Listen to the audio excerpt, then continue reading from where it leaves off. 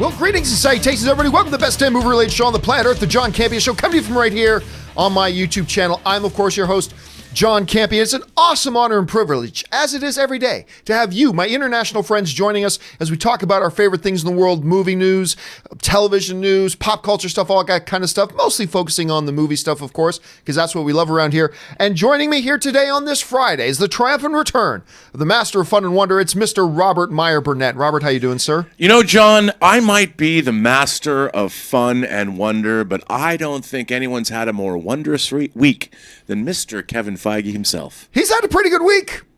He's like, he's the guy with the dinner party where they say, well, I got promotion work. Oh, yeah, well, I did this. Yeah, I got that beat. I'm going to do a Star Wars movie. You are? And? No. What? I'm going to do another Spider-Man movie, which, of course, we're going to talk about here in just a second. Guys, we do have a bunch of stuff we're going to talk about here that we're going to get to. But before we get into that, one of the stories we talked about yesterday, speaking of Kevin Feige, is, of course, that Kevin Feige, it's been announced, he had an idea. We all know that his first passion is Star Wars. We've known that for a long time. He's always dreamed of doing a Star Wars movie. The reports came out yesterday that he went to Kathy Kennedy, pitched an idea for a movie. The two of them are going to work on a movie together, a Star Wars movie. Alan Horn confirmed it himself that Kevin Feige's working on a Star Wars movie. And, you know, we talked about this at length yesterday, but I thought we'd be remiss because, Rob, you're not in on Thursdays. Right. I thought I'd be remiss if I didn't at least, like, what did you think about it? Like, you saw that. I wanted to call you right away, except I had to jump on and do the show. But what did you think about the news? I think it's great because Kevin Feige, I think, of all the studio executives and all the producers ever in Hollywood, he's truly a fan that became an incredible success. Right. He is truly the perfect distillation of working producer. He started out like working for Richard Donner as a PA back in the day, along with Jeff Johns. And he worked his way up. Then he worked as a producer on 13 different Marvel properties before there was the MCU. And I think he's the only person in the world who's gone from being a fan to an industry professional, but now becoming perhaps the greatest Hollywood producer ever in the history of the business. And, you know, why should he stay in his Marvel lane? I mean, Kevin Feige, I want to see him do Star Trek. He loves Star Trek too, but Star Wars. I mean, you know what's pretty funny? He was probably keeping that in his hip pocket. And it was like, I'm going to wait for the day when no one can say no to me. Yeah. You know, and apparently that's happened a couple of times this week. But when he rolls in, this is not some, I don't think he rolled into Kathleen Kennedy's office and said, hey, Kathy, what's up? You know, I had this idea. I was kind of thinking. He knew exactly what he wanted to do. He went in and he pitched something very specific, I think. He knew exactly what he wanted. He said, here's what I want to do. And Kathleen Kennedy probably said, done. Yeah. And that was it. And I think it's great because, you know, of anybody we talk about, well, Dave Filoni should run Star Wars. You Ridiculous. know, John Favreau. So ridiculous. I mean, Kevin Feige is bulletproof. The man's bulletproof. Even kryptonite can't harm him. I mean, to cross my universes. Or spider venom, apparently. Or spider venom, you know. Or there's no symbiote that's going to harsh his mellow. I mean, this guy is doing. He truly is our Lord and Savior. It is Kevin the week of Feige. It is the week of Feige. And speaking of that, guys, let's get into our main topics today. Now, how do we select our main topics here on the John Campea Show? It's really rather simple. You see, you guys come up with them by simply going over to www.thejohncampeashow.com/contact. Once you get there, you'll see a form. Fill it out with your topic or question. Keep it to 90 words or less, guys. The shorter, the better. And then maybe, just maybe, you might see your topic or question featured here on the John Campea Show. With that, let's not waste any more time. Let's go right off the top with this news that literally dropped just about a half hour ago. Now, we've known, we've lamented, we've been upset by the fact that Disney torpedoed the Spider-Man deal with Sony. They botched it. They ruined it. They threw Spider-Man out of the MCU. They basically really screwed the pooch. As some people like to pretend and try to act like it was Sony's fault, those are people who don't like to look at the actual facts. Disney botched it. And I love Disney. You know, Disney's got a great place in my heart, but Disney screwed up badly and they ruined the whole thing anyway. But I've always said the MCU will be fine. They were fine before they had Spider-Man. They'll be fine after Spider-Man. Sony will be fine. Sony has made the best Spider-Man movies. Spider-Man 2, Spider-Man Into the Spider-Verse, those are the best Spider-Man movies, and they were made without Marvel. So everybody will be fine. But damn, don't we all wish they had made the deal. Well, ladies and gentlemen, I'm happy to say Disney caved. Hashtag trend, Disney caved, and I couldn't be happier and more proud of them. They made the right decision. Because it had come out this morning, they put out a statement, Sony and Marvel put out a statement together, and they have reconciled, they've got everything back together, and it looks very, very similar to what the original deal was going to be, which is what Sony wanted in the first place, but it's been improved a little bit from Disney's point of view, so it is a win-win for everybody. Let's look at some of the details here of this deal, the way it's being reported. Now, this comes to us from the good folks over at Variety. Here's some of the details.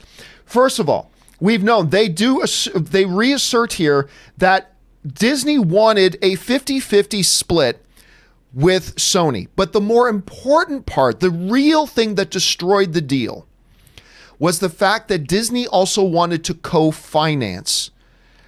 And that is something Sony should and could never allow them to do, because once you allow the other guy to start paying for it, they start having ownership rights over the content you're creating. As long as Sony is paying for everything in these movies, Sony owns everything in those movies that isn't already completely tied to the MCU. So what did we end up getting? A pretty good deal for everybody. The article reads in Variety, the new deal was signed late on Thursday night. Negotiations involved top players from both studios, including Sony Pictures chief Tom Rothman, Kevin Feige, and Walt Disney Studios head Alan Horn. That's Feige's boss. In exchange for lending Feige's producing prowess, Marvel and Disney will receive roughly 25% of the profits, according to insiders. So that's an increase from the 5% first dollar that they had from that. It's half of what they originally asked for, 50%, and no co-financing deal. Disney will retain its merchandising rights, which is very key for Disney. As a part of the arrangement, Spider-Man will also appear in one future Marvel Studios film. So what we're looking at here, Rob, I gotta tell you, this is a good deal for everybody. Finally, it's not a good deal unless both sides can walk away and say, we feel like everybody won. This is a good deal. Disney gets a little bit of a bigger stake in the pie. They get to have Spider-Man in the MCU. And let's face it, Rob, we've been talking about this. The MCU just lost Iron Man, they lost Captain America, and they were losing Spider-Man. To keep one of the most popular characters under their roof, at least for now, because who knows how long this new deal lasts. We could be going through this all again in 2 years. But still, for now. They get to keep Spider-Man around. We get one more Spider-Man movie, and we get at least one more MCU movie with Spider-Man popping in there. Sony got exactly what they needed. No co-financing. That was the straw that broke the camel's back. They were able to get Disney to take that off the table. Disney gets a little bit of a bigger piece of the pie. This is the deal they should have made. And what I want to ask these knuckleheads, both at Sony and Disney, is we all knew this was the right deal. We all knew Disney had to take co-financing off the table. We all knew Sony had to give Disney a little bit of a bigger piece of the pie. Everybody knew it. Why couldn't they have made this deal before all the drama and ripping, tearing the hearts of the fans back and forth and tearing it up? I don't know why these knuckleheads couldn't have come, because Rob, you and I and all of you guys watching, we all knew this was the right deal. This was the deal that made sense. This is the deal that was a win for everybody. Sony gets to keep ownership. Disney gets to have Spidey in the MCU. A little bit more money for everybody. I don't know why they didn't just do this before. I don't know if Disney thought, and again, I have love for Disney. Everybody knows that. But I don't know if Disney thought, we're Disney. We know our fans are going to agree with us no matter how idiotic we're being. And we'll turn all of public opinion against Sony and we'll make them cave, even though what we're asking for is unreasonable. I'm glad that didn't happen. But again, I don't know why Sony couldn't have just said, guys, this is the deal. Why didn't Disney just say, guys, this is the deal?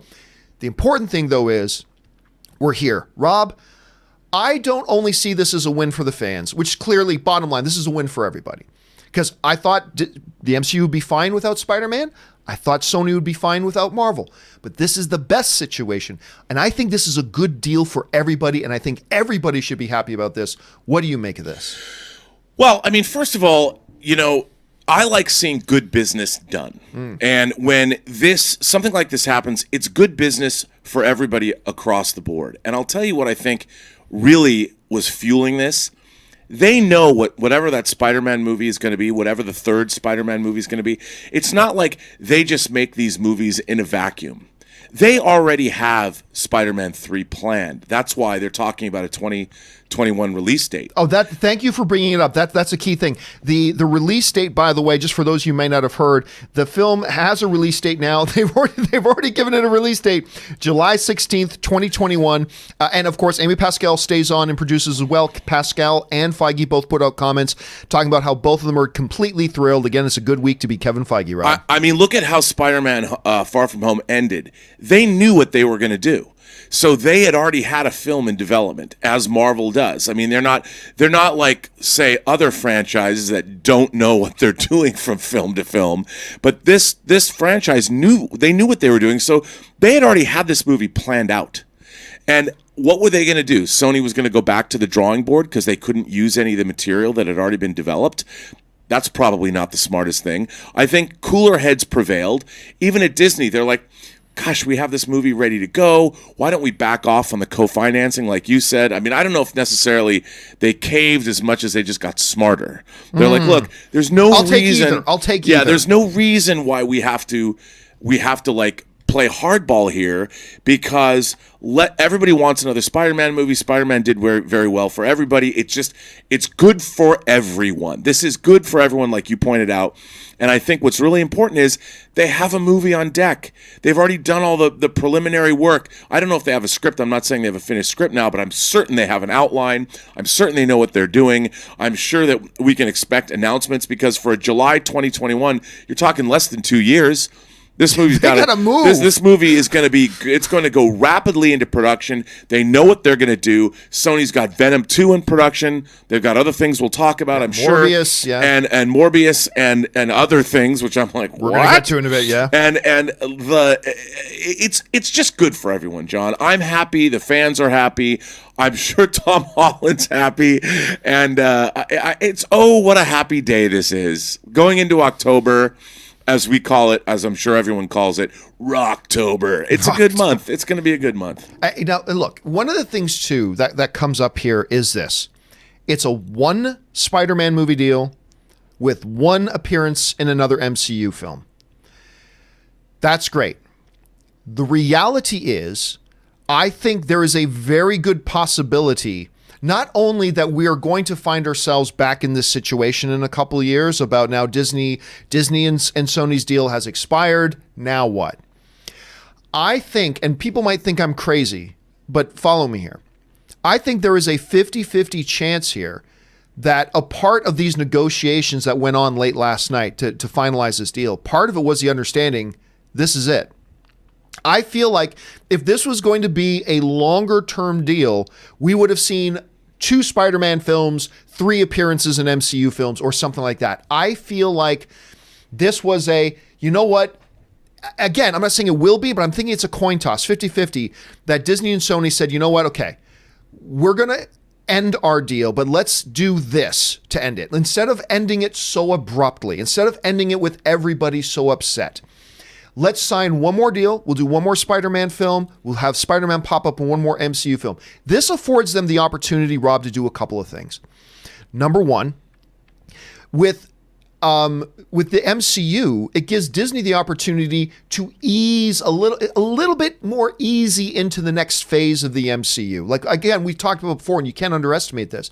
They've lost their 2 biggest, most popular characters in Captain America and Iron Man, and their 3rd most popular character in Spider-Man. At least now with Spider-Man still there, it gives you a little bit more of an easing into this next phase of the MCU, where we're bringing in a lot more characters and new faces, and they're changing the dynamic of it, and that's good for them. That's good for Disney. From Sony's point of view, it gives them more time to go, you know what, let's really plan out bringing Spider-Man. Let's give ourselves a couple years here to really plan out bringing Spider-Man back into the Sonyverse, back into the Sony Spider-Man verse, and it gives more time for us, the fans, to have closure with it, to accept and say, okay, we're going to get a couple more Spider-Mans in the MCU. Now, again, I only think that's 50-50. I still think there's a 50-50 chance that this just bought them time to say, you know what? We can't come to a long-term deal right now. Let's at least make a short-term deal and buy ourselves some time to negotiate more behind closed doors for the next year and a half, 2 years, and see if we can come up with a longer-term arrangement. So this could go either way. It could be buying themselves time to exit or buying themselves time to extend something out even more. Rob, if you're looking at those two propositions, which one of those two do you think this Spider-Man deal represents?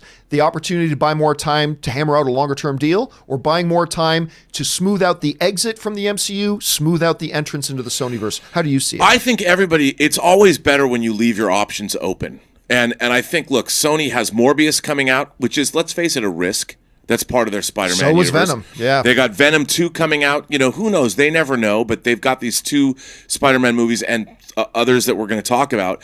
But I think this way, look, I've always said that the third movie in this Home trilogy should be called, I thought it should be called Homefront before I saw Far From Home, because now Homefront, literally Spider-Man's dilemma, as we saw at the end of Far From Home, has to do with his own city now. You know, as we know, certain things have changed in the life of Peter Parker based on the end of Far From Home. And I think, you know, having a trilogy, they're going to cap off what I call the Home trilogy. And it's going to be spectacular, you know, or amazing. However it's going to be, at least they're going to have the trilogy. And then you've got one more movie. If Spider-Man says something like, listen, I can't go on these cosmic odysseys. I need to, like, chill out and deal with my friendly neighborhood, being the friendly neighborhood Spider-Man. But depending on where Sony's universe goes and what happens with the Marvel universe, if this works out and everybody's cool, why not just have the opportunity? Sure, if you want to bring Spider-Man back for another MCU movie, a second one or a third one, why not? Because the investment of these movies is so much money. You know, you're talking $200 million investments every time. And if Sony's fortunes aren't doing so well, or they're going to get bought by a streaming service, or whatever's going to happen, it gives people room to move. And now we know one thing. We know that there's going to be another Spider-Man movie in the MCU that's going to go into production in the next probably 3 or 4 months. And we're going to get it. We're going to get it in July of 2021. And that's less than 2 years. And that's a win for everybody. Rob, let me ask you this. In the midst of all this, now I'm saying here, this is a win for everybody. This is a win for the fans, a win for Disney, a win for Sony. Everybody should be happy, blah, blah, blah. With everything, there's a flip side. Yeah. And so let me put this to you right now. We're not trying to be negative or anything like that, but if you had to make an argument that there is potential, not necessarily existing downside, but potential negatives, a potential downside, what would you maybe say would be some of the things that we as fans or whatever should be cautious of? Or, hey, look, we got this great thing, but it came at the expense of this. What do you think maybe any potential downside to this could be? Well, look, fans are always going to want more. I think I really don't see a potential downside necessarily unless there isn't closure for the Marvel Cinematic Universe. I mean, here's what I would love to see. I would love to see a young Avengers movie with these new characters introduced, led by Spider-Man. High school student? Not necessarily, maybe not high school student, but if they're going to introduce Kate and Hawkeye, you know, they're going to introduce these young Avengers. What better way to introduce a young Avengers movie than to have them led by Spider-Man, at least for one film? But can you have if, and we were talking about this flip side of the coin, if the idea is, okay, we just got one more Spider-Man film, one more shared thing. Can you have Spider-Man leaving the film, leading one of those films, and a new Avengers type of team, and then have him gone? Well, yeah, I mean, do that? I think so. It's like it's something he has to do out of necessity. You know, maybe the rest of the Avengers are gone cosmically or whatever, and I think it would be kind of cool. And then at the end of the movie, he sort of steps away. Call me if you need me. You know, and leave it open. I mean, it stays open-ended, but he goes, you guys don't need me anymore since you're going to go off to the West Coast or wherever the hell you're going to go. But I mean, I think it'd be an interesting way to cap off his involvement. I'll be around. or whatever. But it could be. I'm just really excited. If there was any downside to this that I can see, the downside comes from this. This circus that we just went through, of all the fans getting angry, the studios looking silly, all that kind of stuff. The only downside I see from this is the potential is there that we might be going through all this again in 2 years. Right. That's the only potential thing here, is that we're going to have a repeat performance of this. Now, if that's the case, and if we're saying that, again, I think it's 50-50. They're either going to use these 2 years to prepare a longer deal, or they're going to use these 2 years to plan an exit. If it's the exit one, and that's a big if, but if it is the exit one, and we're going to have to go through this whole thing again where the fans are going to have their hearts broken again. Okay, now he's out and we got to readjust to everything like that. I still think it's worth it, because now at least we're going to get a little bit of closure. They're going to know what's happening in 2 years, and it will still be worth it. But I am not looking forward to, if it does go that way, that in 2 years we're having to have all these conversations again. That's the one thing that I think is kind of unfortunate, that, when you don't want to put my kid through that again. I don't want them to put their kids through this whole thing again. You know what I'm saying, Ron? Well, but John, the one thing I could say about that is we now know. We know that we're getting one more Spider-Man movie and one appearance in the MCU, and that's it. So we as fans know that that's it. We're on borrowed time with Spider-Man. And if they're able to do something differently, well, then it could be a gift for us. But we all have to come to grips with the fact that, hey, we got our reprieve. We're amazing. We're getting another movie and we're getting another Spider-Man appearance in the MCU. That's it. So we need to prepare for that. It's like, I think we've been given a gift. This was a gift. We should enjoy it, embrace it.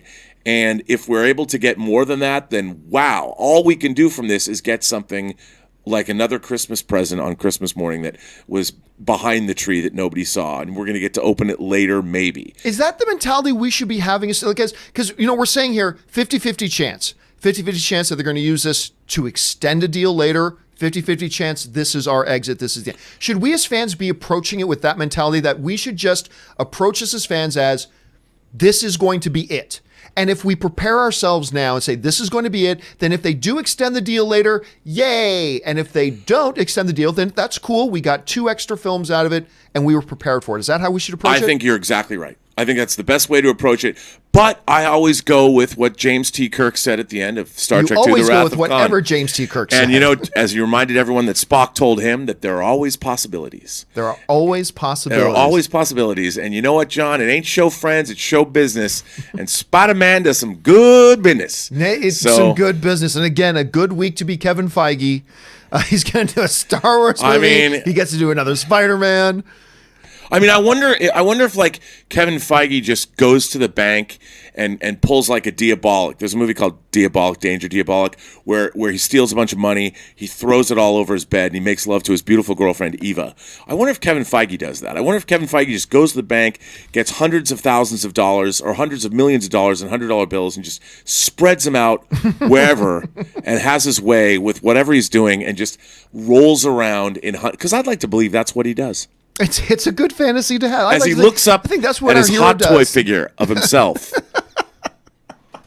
Well, hey, listen, guys, we're not done talking about this, because I'm sure once we get to the live questions, you guys are going to have a lot to say about this Spider-Man thing. So we're going to come back to this Spider-Man situation a little bit later in the show. So don't worry, we'll come back around to that. But we got a couple of other issues that we're going to talk about here, and then we're going to get to your live questions here. So let's move on to the first emailed in main topic today. And the first submitted main topic today got sent in to us from Crazy Joe, who wrote, John, we keep reading things like Peacock is paying $100 million per year for the streaming rights to The Office, or HBO Max is paying big bucks for the streaming rights to Friends and Big Bang Theory. How can this be?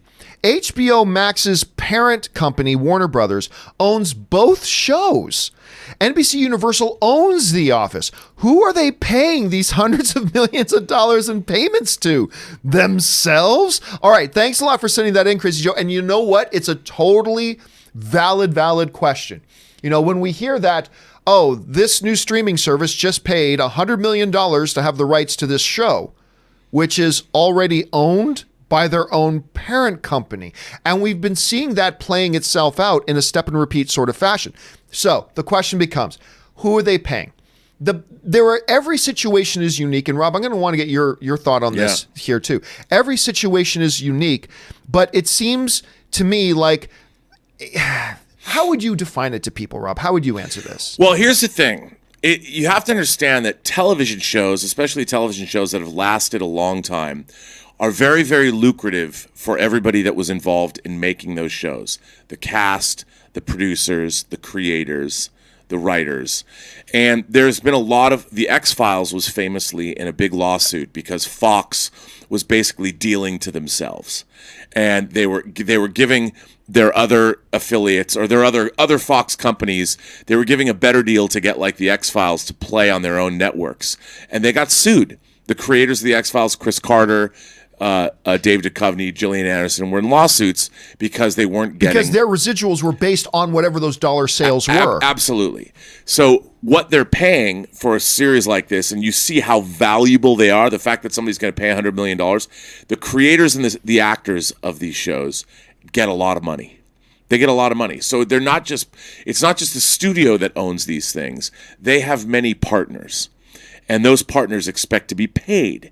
And that's why these fees are so exorbitantly high, is because that's what the market will bear based on what everybody who's involved with the creation of these shows is owed.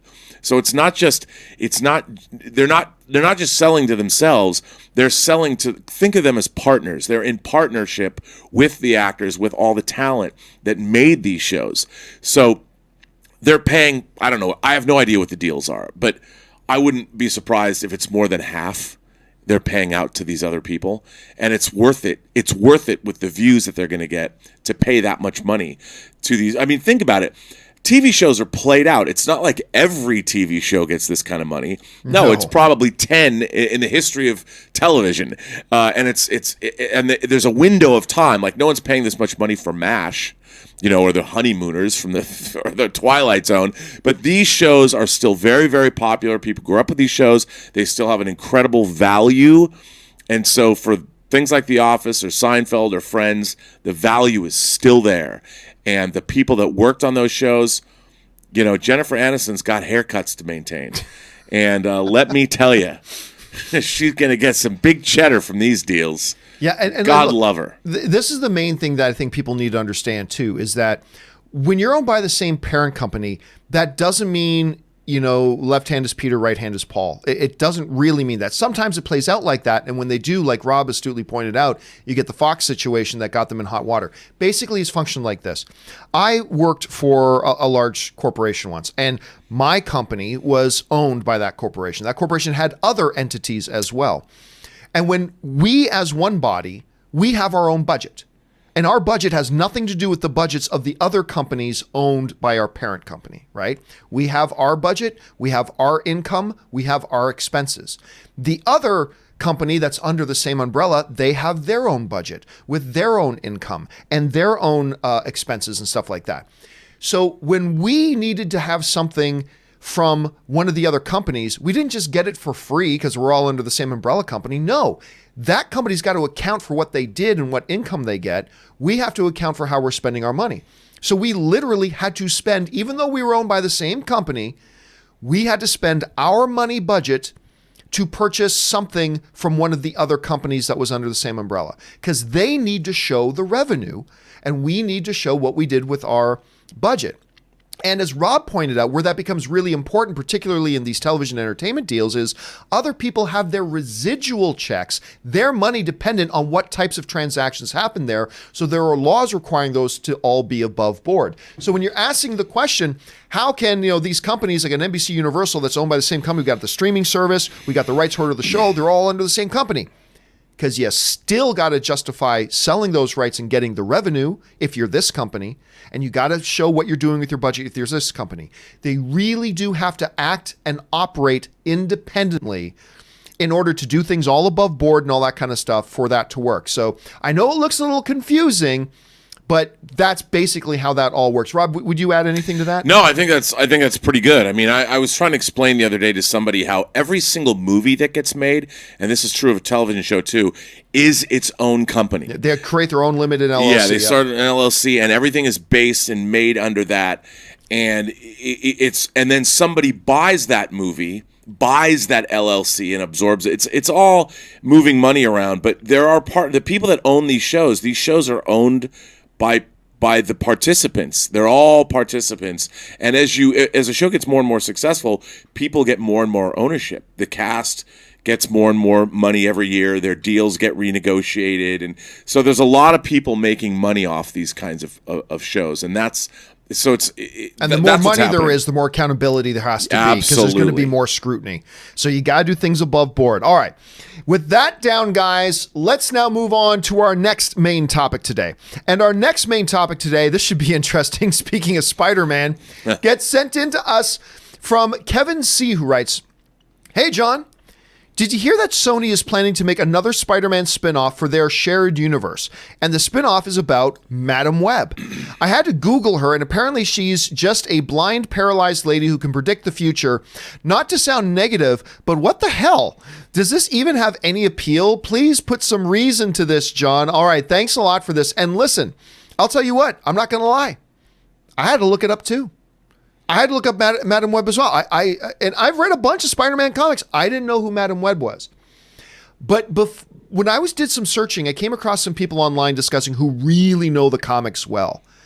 And like their conversation was, this could be one of the greatest ideas ever. And they start talking about Madame Web like is at the center of this dimensional web that connects and goes through all the different multiverses with all the different Spider-Men and spider characters that connects them all, and through which it's kind of like the Speed Force, but for the Spider-Man sort of characters. And at the center of that all is Madame Web. And the more, so I was like you, I'm like, wait a minute, what the hell, what's this? The more I started reading about it, I have to tell you, my imagination started to open up a little bit and start thinking, there's some Matrix level shit you could do with this. I mean, there's some very cool things you could do with this. And again, but this is coming from a position of ignorance. I've never read this character before, but as I was reading these discussions between people who know the character, I'm like, that could be really mind-bending. Like you could do some really, really crazy stuff here. Anyway, Rob, let me ask you, as somebody who knows the comic material a lot more than I do, your thoughts on this story. And by the way, just to be clear, they're not saying they're moving ahead with making a Madame Web story, everybody. They're saying they're going to try to develop one. They've commissioned somebody, the screenwriter for Morbius. They've commissioned that person to write a script. They're going to take a look at it and make a decision if they want to move something ahead. But Rob, do you see potential in this? Yeah, I mean, dude, I was like you. I mean, I've read Spider-Man comics, a lot of Spider-Man comics, and I was like, I vaguely remembered Madame Web, and I had to go look into that as well. But what's interesting is, like you start to see the wheels turn and go, oh, and they've got the writer for Morbius on this, who probably had the idea. You know, I thought Morbius was a weird thing to do for the Spider-Verse. I've loved the Morbius character, but I thought it was a little bizarre that that's the direction they're going to take. But after Into the Spider-Verse and what they could do with this, somebody had an idea. Nobody just said, let's just do a Madame Web. Somebody went in. This writer had the idea. And had probably a pretty good idea. And someone said, oh. And look, who would have thought Into the Spider-Verse would have worked as well as it did? But what if you had a catalyst? You had the Oracle character that could make Into the Spider-Verse happen. You know, and it didn't have to be some machine somewhere. And I was like, all right, we'll see where this goes. What I did like about this is this idea is so bonkers and it's so off the wall, at least to me, that it means that whoever's working the Spider Universe at Sony is really putting their thinking caps on, and they're not doing what we would have thought would have been the obvious thing. You and I both, when Into the Spider-Verse was coming out, like, you weren't a fan of the animation, and I was like, what? No, I was one of the guys poo-pooing the idea. I thought it was a dumb idea. Peter Porker's going to be in this? Like, what? Like, how is this going to work? Like, oh, it worked. You know, it worked. Academy Award. You know, and I think that this could be equally as bonkers. So I'm just taking that wait and see attitude like, somebody's putting their thinking caps on. Whatever they're doing over at Sony, whatever water they're drinking, which is probably filtered through Seth Rogen's bong. I don't know what it is, but it's certainly working out well for them. So I can't wait to see what they do. All right, guys, question is, what do you think about that? Are you like me that you really didn't know anything about the character? Have you done some reading into it? Do you think there's some potential there? Jump down to the comments section below and let us know your thoughts. All right, with that down, let's go into our final main topic today before we go over and get to our live questions that you guys have been sending in. And our final main topic today gets sent in to us by Eric Niebla, who writes, "Hey, John, love your show. Thank you so much. You and the gang helped me understand so much about Hollywood. I originally thought that Joker will open to around 80 million on opening weekend. But now I think it's going to open to 100 million or more because of the controversy. It seems that this is the most controversial film of the decade. I don't know that I'd say that, but they say there's no such thing as bad publicity. So my question is, do you think all this controversy will help Joker or hurt it on opening weekend? And that is the $1 million question. We got Joker opening this, which I am so freaking excited for. I've got my tickets. We all got our tickets. We're so stoked for this. I've been excited for this from the day they announced it. I cannot wait for this damn movie. But there has been this, again, I'm always fascinated by there being controversy over movies that people haven't seen. And a very, very, very few people on this planet have seen the movie Joker. And there's a lot of people causing controversy who've never even seen the movie themselves about it, but whatever, be that as it may. So, your first train of thought on something like this would be that, controversy. Well, that's going to turn some people off the movie. But can an argument be made that this controversy, per se, which we've talked about at length on this show, could this controversy actually have the reverse effect? Could it be that now so many people are talking about this movie that we may actually end up in a situation here, Rob, where more people who maybe might have been on the fence about Joker, it's like, really, Joker movie without Batman? Eh. Oh, really? So many people talking about how violent it is and how, well, maybe I will check it out. So the big question here is, does this controversy, which I think it's ridiculous this controversy has been there in the first place, but has this controversy hurt the potential for the opening weekend of Joker? Or has it actually helped? And I'll tell you what, Rob, I think it's helped. I think this little controversy has kept Joker in the conversation.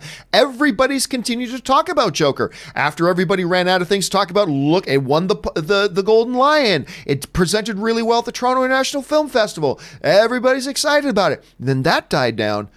But the conversation got kept going because of this controversy. I actually think this is going to help.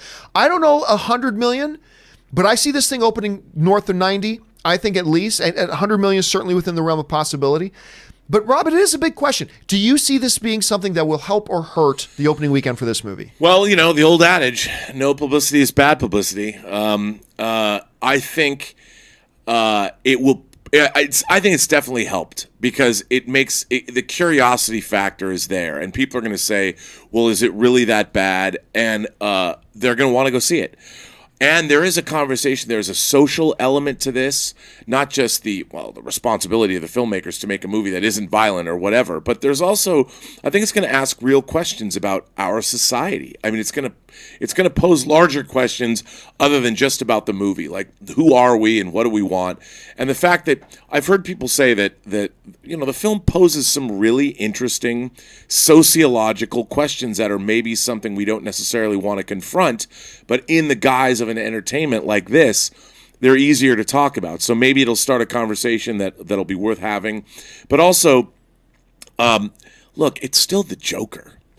At the end of the day, he's a Batman villain, and I think the movie's gonna do quite well. But I also think that it really depends. Are people going to have a fun time at this movie? Are you going to need to take a shower when it's over because you feel like, yeah, I mean, I love Taxi Driver, but it isn't exactly a feel-good, heartwarming film that makes you feel great about your fellow mankind and that you think that the future's so bright.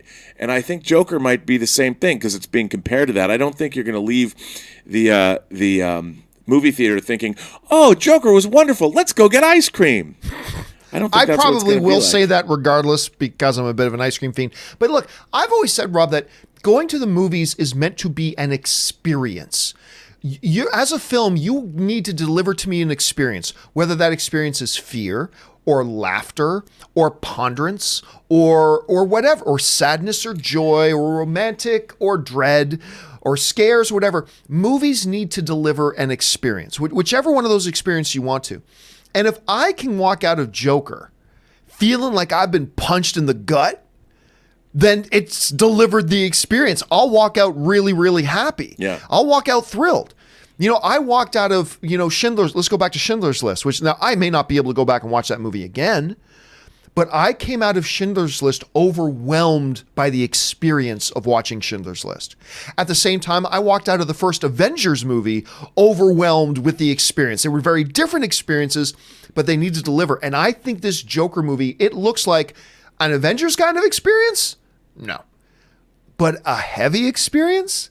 As long as it makes me think, as long as it makes me feel something, as long as it gives me that moment that I'm caught up into it, whether it's trying to make me laugh or cry or be scared or be wondrous or whatever, as long as it can do that, I'm on board. And even with this controversy, that's just kind of heightening my expectation that I'm going to get a big dose of experience when I go. At least that's what the controversy says to me. It says you're going to get a major experience, whether we like it or not, or whether it's a happy one, a sad one, a dreadful one, a pessimism one, an optimism one. I don't know, but I'm going to get that experience. And that's what I look for when I go into these movies, my friend.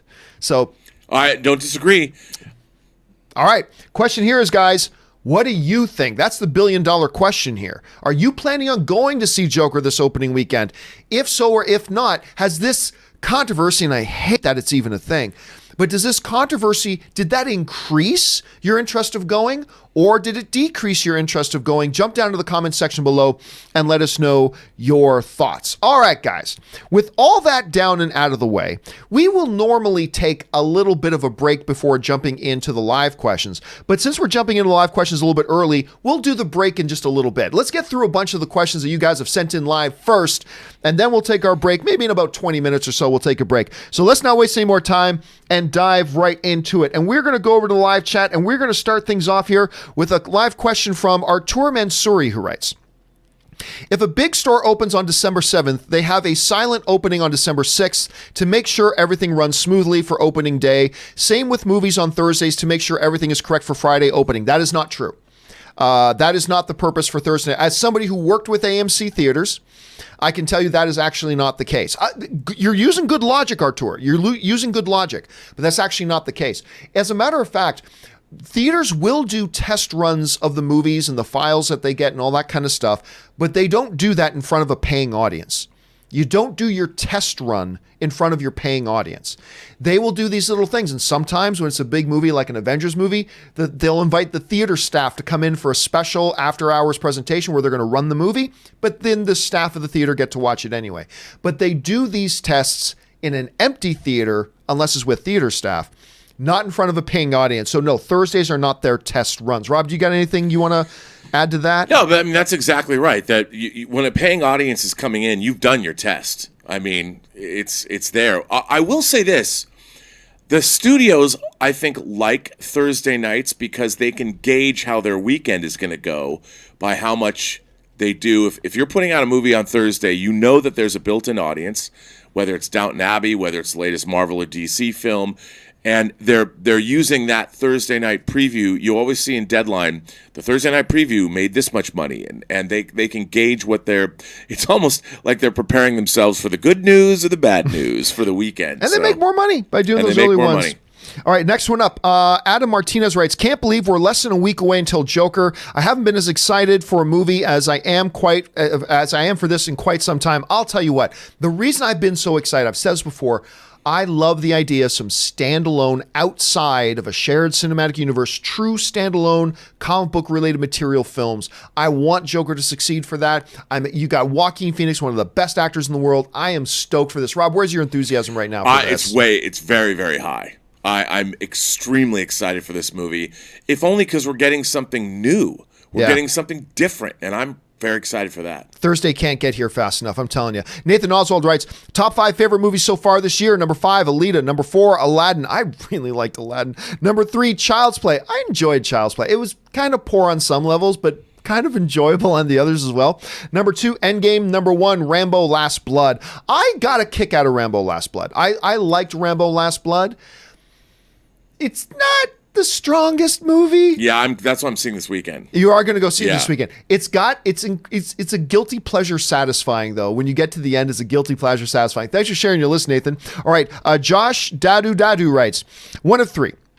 Not naming anyone, but I've seen some people online saying that Disney was morally and ethically wrong to not go through with Lucas's original idea for the new trilogy, midichlorians, subatomic. Those same people said that if you're okay with Disney's decision not to go through with it, you're not allowed to complain about having a bad boss. What do you think about this? Did I miss something? I'm not throwing shade, but honestly, I think it's totally unfair and laughable. All right, so just to be clear, Josh, I have no idea who you're talking about at all. So let's just be clear. I don't know. This is the first time hearing about this. Obviously, there was a number of people who didn't like that idea. Look, that's stupid. That's a stupid, ridiculous thing to say. If I sell Rob, I don't know. Let's say I sell Rob Forky. No, sorry, Forky. Let's say I sell Rob Forky. Okay, and it's his now. It belongs to him. If he decides, you know what? I think Forky should have blue arms. I'm going to dye his arms blue. I get no say in that. I don't get to go to him and say, Rob, I think you should keep the arms red. No, I have no say in that. I have no input. If he wants to stretch out his hands here, the little wire, and scratch his ass with it, that's his right. It's his. It belongs to him. He owns it. He paid me $4 billion for it, so he gets to take out his dick and rub it all over Forky. No! I'm sorry, Forky. This is just theoretical. Wow, you went from blue arms to my dick. This is just theoretical. No! Okay, so if he wants to do that, that's his prerogative. You took the money. I took the money. I give up any right to that. And that includes any right to bitch and moan and cry and complain. Now, George has a right as an individual to, kind of wish they did something differently or whatever. But Rob, what I've said before, and I will say it again, I lose no sleep. And I will forever worship at the altar of George Lucas. I will burn incense to his name for the rest of my life. But I will lose no sleep that the man who gave us the prequels didn't get to dictate the direction of the story of the movies that came after it. I will lose no sleep. I will especially lose no sleep when the most ridiculous concept ever introduced into this glorious world of Star Wars that George Lucas gave us, the midichlorians, I will never lose any sleep that Disney decided, we're not going to do anything with midichlorians moving forward. How about that? I will lose no sleep over that. That doesn't change my worship and idolizing of George worship forever and ever. Amen. It doesn't change that one bit, but I lose no sleep over it. He has no say in it. And anybody else who says otherwise is being incredibly hypocritical. And again, let me be very clear. I have no idea if you're talking about, I don't know if Christian said that. I don't know if Dennis said that. I don't know if Rob said that. Maybe they're throwing you under the bus, Rob, and I just didn't even know. No, I didn't. Jeremy Johns did a video where he said that, though. Or Jeremy said it. Jeremy, incredibly knowledgeable about this stuff, right? But I think it's a ridiculous statement. I think it's a ridiculous thing to say. The moment you sell something, you lose any rights to it. And I ain't losing sleep over the guy who introduced midichlorians not getting to still have midichlorians. Anyway, that's just kind of my thoughts on that. And again, forever and ever, always, amen, will I burn incense to the name of George Lucas. I will always have an altar constructed to him in whatever home I live in. But Rob, your thought on that? I'm with you 100%. I mean, you sell something to somebody for $4 billion, you're done. That's it. You sold it. It's not yours anymore. You get no say. And you know, what's really, really interesting is Bob Iger, in his book, where a lot of this has come from, flat out says, and I think this was a wrong thing to do, but he flat out says we needed to make a Star Wars that was familiar, that people could understand. They had to hedge their bets. They couldn't do anything. They had to make the simplest, easiest decision to give people the most recognizable kind of Star Wars, and they did that. They did that. They had to. When you spend $4 billion, this is not the time you're going to experiment with shareholders' money. you got to Not hedge out your of the bets. gate. Not out of the gate. Not out of the gate. And I understand, and it was good business. Force Awakens made $2 billion. Yep. Anyway, thanks for sending that in, Josh Dado. And again, look, everybody's going to have different points of view. And look, just because I think a point of view is dumb doesn't mean I think anybody who holds that point of view is dumb. I have Rob thinks some of my points of view are stupid, but he doesn't think I'm stupid. Well, maybe he does a little bit. I don't think he's stupid. But yeah, so I think it is a ridiculous position to have. That doesn't mean I think anybody who holds the position is ridiculous. I have some positions that maybe 3 weeks from now I'll think it's ridiculous, but I think it's a ridiculous notion. I do, and that's just kind of my thought on that. All right, we move on here. Next one up was, okay, that was the first one. Mike McHale writes, "Hey John, do you think X-Men and Fantastic Four could be better as movies, or Disney Plus series could benefit as a series to explore more with characters?" I'm the wrong guy to ask, Mike, because I always believe movies is the right direction. There are a few rare exceptions where I think, you know what, that particular thing really is better modeled to a series. Or there are those exceptions. There are, but no, to me, X-Men are movies. You know, they've tried making X-Men universe kind of shows. They just did it with Gifted, which I really liked, but nobody watched. Unfortunately, got canceled. I really do think movies are the way to go. Now, that does not say if you make a movie, there's not an opportunity like the MCU to have, you know, maybe some Disney Plus spin-off material for that as well. But my first thought is movie. What do you think, Rob? I think it's movies too. I mean, they've already established themselves. They have 20 years of movies behind them. Some have been great, like we talked about X2 or Days of Future Past, or you've got Logan, or you've got Deadpool 1 and 2. I mean, the X-Men movies it is a successful franchise. And I think that we expect certain production values from these movies. We want to see certain things from these movies. And most of all, we want to see stars like Hugh Jackman, or we want to see the X-Men make stars. Like, look, Deadpool turned Ryan Reynolds into he was already, people liked him, but Deadpool made him a top box office draw. A movie like Logan wouldn't have worked without Hugh Jackman's whole history, and now no one knew who he was in X-Men 1. And now, you know, he's the greatest showman, man. Guy, yeah. And you that's what X-Men are. We want to see great actors playing these great roles. And I think what's great, X-Men's going to undergo a renaissance. If you're reading House of X or Powers of X, I haven't liked an X-Men comic as much as I'm liking these comics since I think Grant Morrison took over. Unbelievable. I can't wait to see what they're going to do with the X-Men in the MCU. All right, let's move on here. Alvin Elmore writes, "The dark tone of Joker fits more with Snyder's DCEU. I loved Batman vs. Superman, Man of Steel. I just wish more people did. But as you say, all film is subjective." But at the same time, while I agree, Alvin, that the tone is more like a Snyder's tone, I see very little similarity between. I agree with the basic tone idea. I don't see a lot of other similarities with anything else, though. I really don't. I don't see that. Rob, do you? Well, having not seen Joker, I mean, the color palette. And by the way, we may change our minds once we see the movie. The color palette's similar, but you know, I'm not a Zack Snyder hater by any stretch of the imagination. I for what he does, he brought something really unique. There's this painterly quality, like a storm is about to break in both Man of Steel and Batman v Superman. I've gone on record saying I like the Ultimate Edition. I don't think it's any kind of a train wreck at all. There's stuff in it I don't like, but there's a vision there, and I really would like to have seen that brought to Justice League. But I think Joker owes a lot more to Martin Scorsese than anything that Zack Snyder's ever done. Magic K writes, "What's your opinion on the Madame Web movie?" Well, we talked about that. I think there's potential there, but again, that's the word, potential. It could go very south and be very dumb, but the more I started reading about it and hearing people who actually were knowledgeable about it and their conversations, I started going, that could be kind of cool.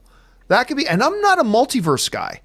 I don't like multiverse, but the way they were describing this multiverse web that stretches out, it's like there could be potential. Again, I'm going to stay cautiously optimistic. All right, Suthius writes, "Hey guys, so far from home extras aren't included with the digital from Google. After buying it, I found out that Prime has the version with the originals. Ugh, WTF. Well, you know, it's not unlike the regular real world stuff where, hey, if you buy this movie from Walmart, you might get these features, but if you buy that movie in physical media from Target, you'll get different exclusives on Target, features on that. That same tradition has kind of been branched out into digital format as well, where there are times I've bought something on one service that didn't have a feature on it, but another one did. So then I just went and got it on that one. I mean, it was no big deal to me. But that, again, it was in the real physical world. It's now in the digital world. Rob, your thoughts? Exactly what you said. I as someone who produced DVD special features and Blu-ray special features, it kills me. Just let me remind everybody, award-winning special features, by the way. I did it for 15 years, and it kills me. I can't tell you the amount of time and effort I spent making these things, and to see them just treated so willy-nilly, and even when we get them in drips and drabs now, I hate that they're not treated well on different platforms, and you don't know what you're getting, and it's almost like it's such an afterthought now. And they forget the people that like these things still like them. The love for these things haven't gone away, and why they treat the people that are purchasing. If you're buying a movie, more than ever, you deserve to be treated well for doing that, I think. I agree. All right, Amir, who I like his icon. Thank you. Yes. Amir writes, such a shame that talks around Joker went from an Oscar contender, Joaquin's acting, and DC's future to this BS. I still can't wait. Got my ticks for Thursday and Friday. And you know what? Here's the thing, Amir. It's all going to be forgotten. The movie's going to open. People will love it or hate it. And then that's going to become the conversation. I mean, this controversy stuff will fade away pretty fast. And that's why we made a topic today. What's it going to do the opening weekend? Because I don't think it's going to have any impact on anything after opening weekend.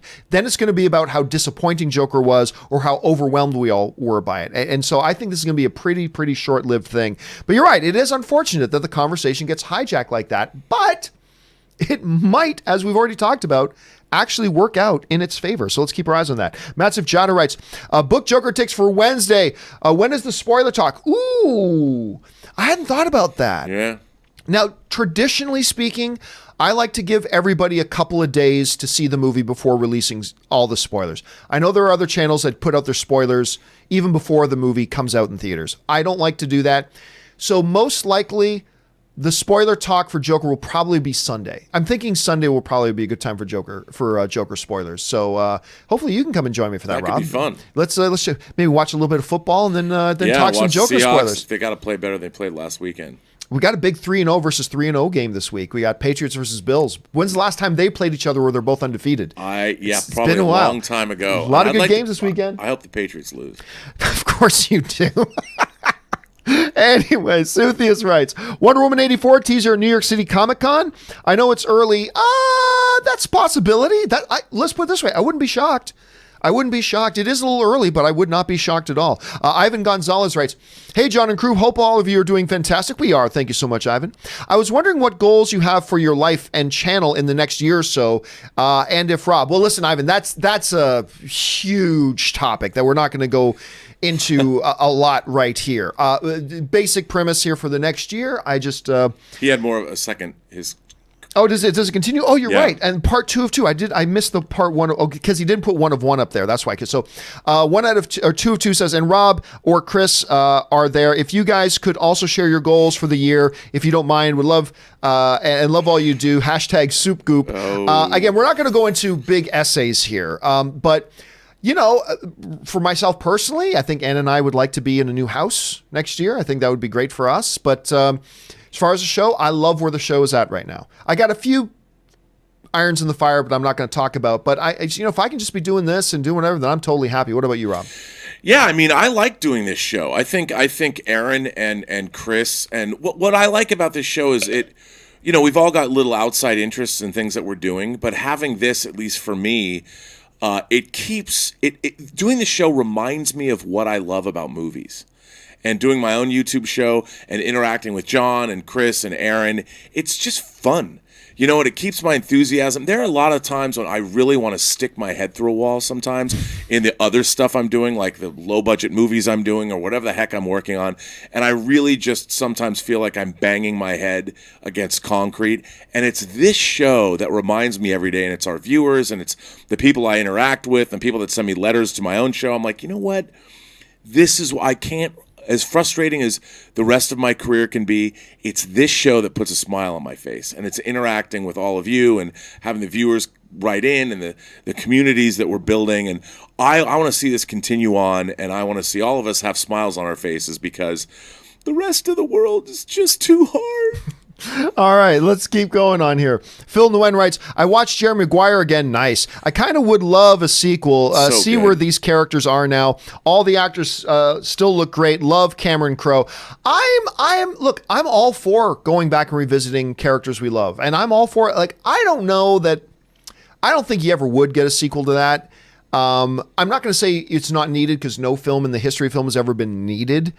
But if they announced they were doing it, I would look forward to it, Rob. I love Jerry Maguire. I watched the whole opening montage scene. It's great filmmaking. Almost Famous and Jerry Maguire, for me, are Cameron Crowe working at the height of his game. I really hope he was. Yeah. I would just like to see Cameron Crowe come back and make films like that again. All right. Next up, Ryan Cadwell writes, Top 10. La La Land. Number 9, Punch Drunk Love. We were just talking about that one the other day because we're talking about Adam. Why am I freezing on Adam? Adam Sandler. Why did I freeze on Sandler's name? 8, Her. Number 7, Schenectady. I'm not familiar with that film. That's it's really, really good. And why am I drawing a blank on? It's the same guy who wrote Being John Malkovich. Oh. But he directed it. And why am I drawing a blank on his name? I'll let you keep thinking about that. Yeah. Number 6, Magnolia. Number 5, Sing Street. Nice to see Sing Street in there. Number 4, Toy Story 3. Toy Story 2. Number 2, The Empire Strikes Back. And number 1, Spider-Man 2. I still contend, great having that on there, Ryan. I still contend Spider-Man 2 is one of the greatest comic book movies ever made. You still got your brain gear and trying to think of the name of the guy. I know. I'm like, why can't I remember his name? Well, he directed. Oh God. Oh well, I'll let you keep thinking about that. Nice list, Ryan, and good to see Spider-Man 2 on there. All right, last question. Charlie Kaufman. Oh, there you go. I didn't even realize that. I was like, this is the last question we're going to take. Then we're going to take a short little break so we can refill our drinks and stretch our legs a little bit here. Carlos Eskimo writes, Hi. Fast 7, Dracula Untold, The Hobbit 3 all give me sad emotions when I watch them now because I saw them with a girl I loved. We broke up. Is there any movies that give you the same feelings? Love you guys. Well, listen, I'll tell you what. One of the great things about movies is the shared experience nature of it, right? Like, I still remember I still remember the seat I was sitting in, who I was with when I saw Lord of the Rings, Return of the King for the first time. I still remember where I was and where I was sitting and who I was with when I saw the first Avengers for the first time. Now, that can have an opposite effect to something like that as well. So, yeah, I've seen shows or movies or whatever that, oh yeah, the last time I saw this, it was with so-and-so.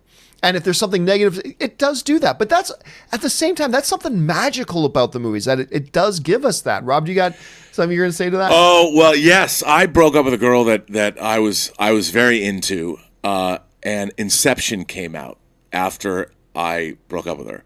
And I saw Inception 8 times, and it's in the theater. And it's all about, to me, that movie is all about a guy trying to get over the death of his wife. You know, and Dom's character, the Leonardo DiCaprio Dom's character, it's really all about him coming to grips with the loss of his wife. And I saw the whole movie as being about me trying to get over my relationship with this girl. And I loved Inception for what it was, but I kept going back. And I'll tell you one thing. I went to the ArcLight once to see Inception. And I saw this girl with another guy. No. Oh yeah, at the ArcLight bar. Oh, and my I was sitting there and I was like, oh man. That, I don't know why I've never heard that story before. Dude, that was rough. Oh, and you know the guy too. Okay, well, we got to talk after. We got to talk after. Okay, listen, guys, we're going to take just a quick short break here. If you will indulge us to allow us to refill our drinks and stuff like that. We're just going to take 3.5 minutes. Hang tight with us. We got a ton more questions to get to, including some Spider-Man stuff that you guys started throwing in. So hang with us. We will be right back. As soon as I click something. There we go.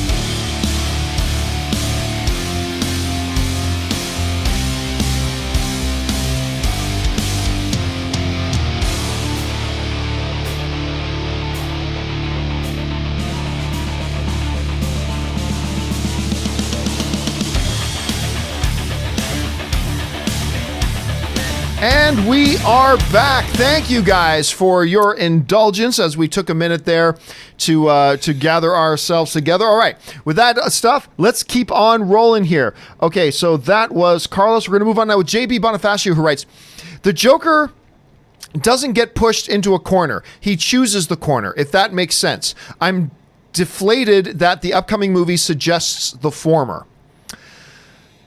How do you interpret that, Rob? Well, I mean, The Joker somehow is, because he's a dysfunctional human being, like he's not the clown prince of crime, like he's not a cool dude, because I don't know. Like, look, I think that what I've always liked is if you bring a comic book character into the real world, how would that character be forged? How would that character get created? And that's one of the things I loved about Zack Snyder's Man of Steel. I mean, Superman is inherently a fanciful character, but Man of Steel did a pretty good job of showing what would a character like that, how would he be in our world today if he existed? And the idea of a Joker like this homicidal, the Joker, not like Jack Nicholson's, Anton Furst production design Gotham City that clearly isn't real. So you can have him fall into a vat of chemicals and be a crazy comic character. But if Joker was real in our world now, how would a character like that or creature like that come to be? And I like the idea that they're showing this kind of a character. I agree. Look, you're right. Joker is a character who chooses his corner. He doesn't get pushed into it, but that's not how he starts. Right. Like to have a fall like this means somebody got pushed into a corner maybe one too many times, and then he becomes something else. So I wouldn't worry about that, JB. And it's about how he comes out of his corner. Exactly. All right. NPE writes, my favorite Adam Sandler performance is in Punch Drunk Love, which is also my favorite P.T. Anderson film. A beautiful movie. I look, and it's great. And what's the other one? Spanglish. He's really good in that as well. But I'm telling you, Reign Over Me. If you haven't seen Reign Over Me, I can't recommend it highly. I agree. I like Reign Over Me quite a bit. It's a really good movie. What would you say is your favorite Sandler performance? Is it Reign Over Me, or would it be one of those other ones? Because he looks great in Uncut Gems. I gotta say I like The Wedding Singer, but it's a different. It's a comedy. I like The Wedding Singer a lot, but I think Uncut Gems looks. I mean, he's unhinged. I love the story. Degenerate Gambler. Adam Sandler movies aren't necessarily always set in the real world. Punch Drunk Love was, and it looks to me like this is much more naturalistic, and I'm curious because of that. I mean, it's cool to see him working as playing a real character as opposed to an Adam Sandler character. Although, you know what? I liked, what was it, Happy People? The one with Seth Rogen? The Judd Apatow film? Funny People. Funny People. I didn't like that one. I wanted to. I liked his performance in it, though. Sure. Yeah, he's got good dramatic chops. The movie was but I liked his performance. All right, next up, Jacob Silvers writes, hey, John, that moment yesterday when Aaron said, aren't Star Wars and Star Trek the same thing? Your reaction was priceless, the best moment in the history of the John Campea Show. That, I honestly thought I was going to pass out. Yeah, I was telling Rob this. For those of you who didn't see the video yesterday, but Aaron pulled one on me. Because we were talking about Star Wars. She goes, wait, are we still talking about possibly Quentin Tarantino directing a Star Wars movie? I said, actually, that was Star Trek. She goes, aren't they the same thing? And she was just pulling my leg. But I'm telling you what. I had my life flash before my eyes. It took me like 10 seconds to breathe again. Like I was just agog and aghast. It was very funny. Agog and aghast. But it is one of the funnier moments. Like Aaron is sharp, man. Aaron is sharp. Thanks for sending that in, Jacob. All right, Patrick Conway writes, over under 30% Russo's direct Feige Star Wars movie after Cherry. I'll go 1% maybe. 1%. And they need to. Because listen, the Russo brothers right now, they've got to do something they've never done before. They've got to make something that's a hit where Kevin Feige wasn't holding their hands. Because right now we just don't know if they can. Like, yeah, they did all this stuff, but, and don't get me wrong, I do not misinterpret me. I love the Russos. I love the Russo brothers. That said, all their big hits were movies built on characters that other people developed under the guidance of Kevin Feige. We need to see what the Russo brothers can do without Kevin Feige. And I think that the Russo brothers right now are in a place where they're like, we got to go out on our own. We have to forge our own way. And I don't think they're looking to get back into a situation where it looks like they have to get back into something where Kevin's holding their hand. I don't think they'd want to do that. And I don't think it's good for their career right now. What do you think, Rob? I have a prediction. Oh. I don't think the Russo brothers are going to direct for exactly what you just said. I think this. I know people are going to be like, wait, what? David Fincher. David Fincher, he started his career as a cameraman at ILM when he was 18 years old. He worked on Return of the Jedi. He's a huge Star Wars fan. I think he's been bothered by what's gone on with his career making movies. That's why he's working in TV, where he's had more control and doesn't have to deal with. I think Kevin Feige, as the creative producer that he is, would protect Fincher, and Fincher would be able to make the Star Wars movie he always wanted to make. Look, this is me wishful thinking. Who knows? Hey, it could happen. All right. Shamanth writes, am I a bad person for missing Kevin Spacey's character and performance in the last season of House of Cards? No, not at all. Like, you would be a bad person for saying they should have just ignored everything and not cared and just had him anyway. But of course you would. I mean, look, I watched one episode of the last season of House of Cards. It's not this. That show was built around Spacey's character, and it's just not the same show. I completely agree with their decision to separate themselves from him, but no, you're not wrong. I mean, the character's the character, the show's the show. And yeah, I miss the character. I don't think they should have brought him back, but I do. It was a different show without him, and frankly, not as good. So no, I don't think you're a bad person for missing the character. I don't think so. Rob, would you add anything to that? No, and you know, the funny thing, an actor is doing a job, and a real person, a person in their civilian life, is not the same person as they are when they're doing a job. I mean, when you're playing a part, I know it's hard for us to sort of disassociate the two, but, you know, I think it's unfortunate. But yes, that character, the character that lives in your mind is on a show. You know, you're thinking about the character. You're not thinking about what the actor does in real life, because that is immaterial to the show itself. Within the proscenium of that show, it's the character that you're thinking about. So you're not thinking about Kevin Spacey, the dude. You're thinking about the character. And I agree. I miss that character. Yeah, it's too bad. All right, next up, Pelican Mike writes, the world's in our hands. It's left to us, guys, and we got to do something with it. Otherwise, Thanos should have killed all of us. That line is why I love Cap. Well, listen, there are a lot of... Captain America has all the best lines in the MCU. Like I still think one of my favorites, I'm not saying it's the favorite, and when I think it was Ultron, or it was either Ultron or one of the other, where Tony says to him, what if we lose? Cap says, then we'll do that together too. I love that. I get chills when I think about that line. He has all the best lines. You got a favorite Cap line besides Avengers Assemble? No, I mean, there's so many different ones, but I can't, off the top of my head, I don't have one.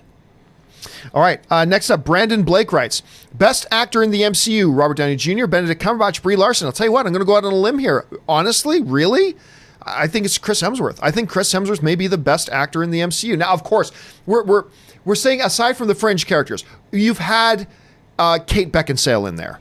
Okay, she is one of the all-time greats. We've had Sir Anthony Hopkins in there, one of the all-time. But if you're talking about the regular main characters, I'm going to actually say... You mean Kate Blanchett? What did I say? Beckinsale. Did I say Beckinsale? Yeah. Sorry, Blanchett. Sorry about that.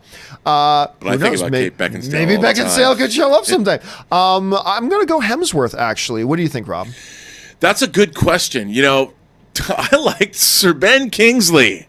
Sure, but again, not the main. No, not a major. But you know, I got to give it to Chris Evans, because it's, you know, playing that earnest character. It could have been one note. Yep. But there's something I don't know if it's his dreamy eyes, but he really brings something to that character. I believed him even all the way back to First Avenger. I love his performance as Captain America. I love it.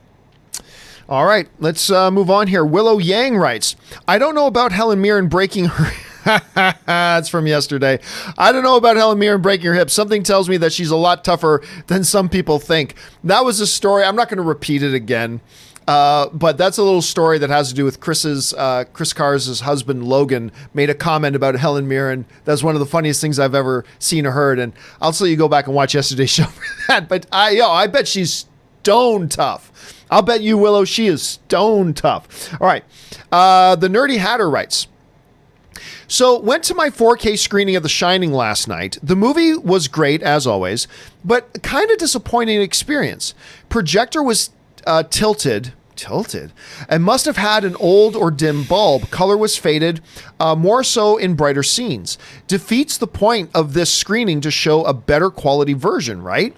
Feels like AMC didn't really care about how they presented it. How do you feel about theaters not caring to make it the best experience possible?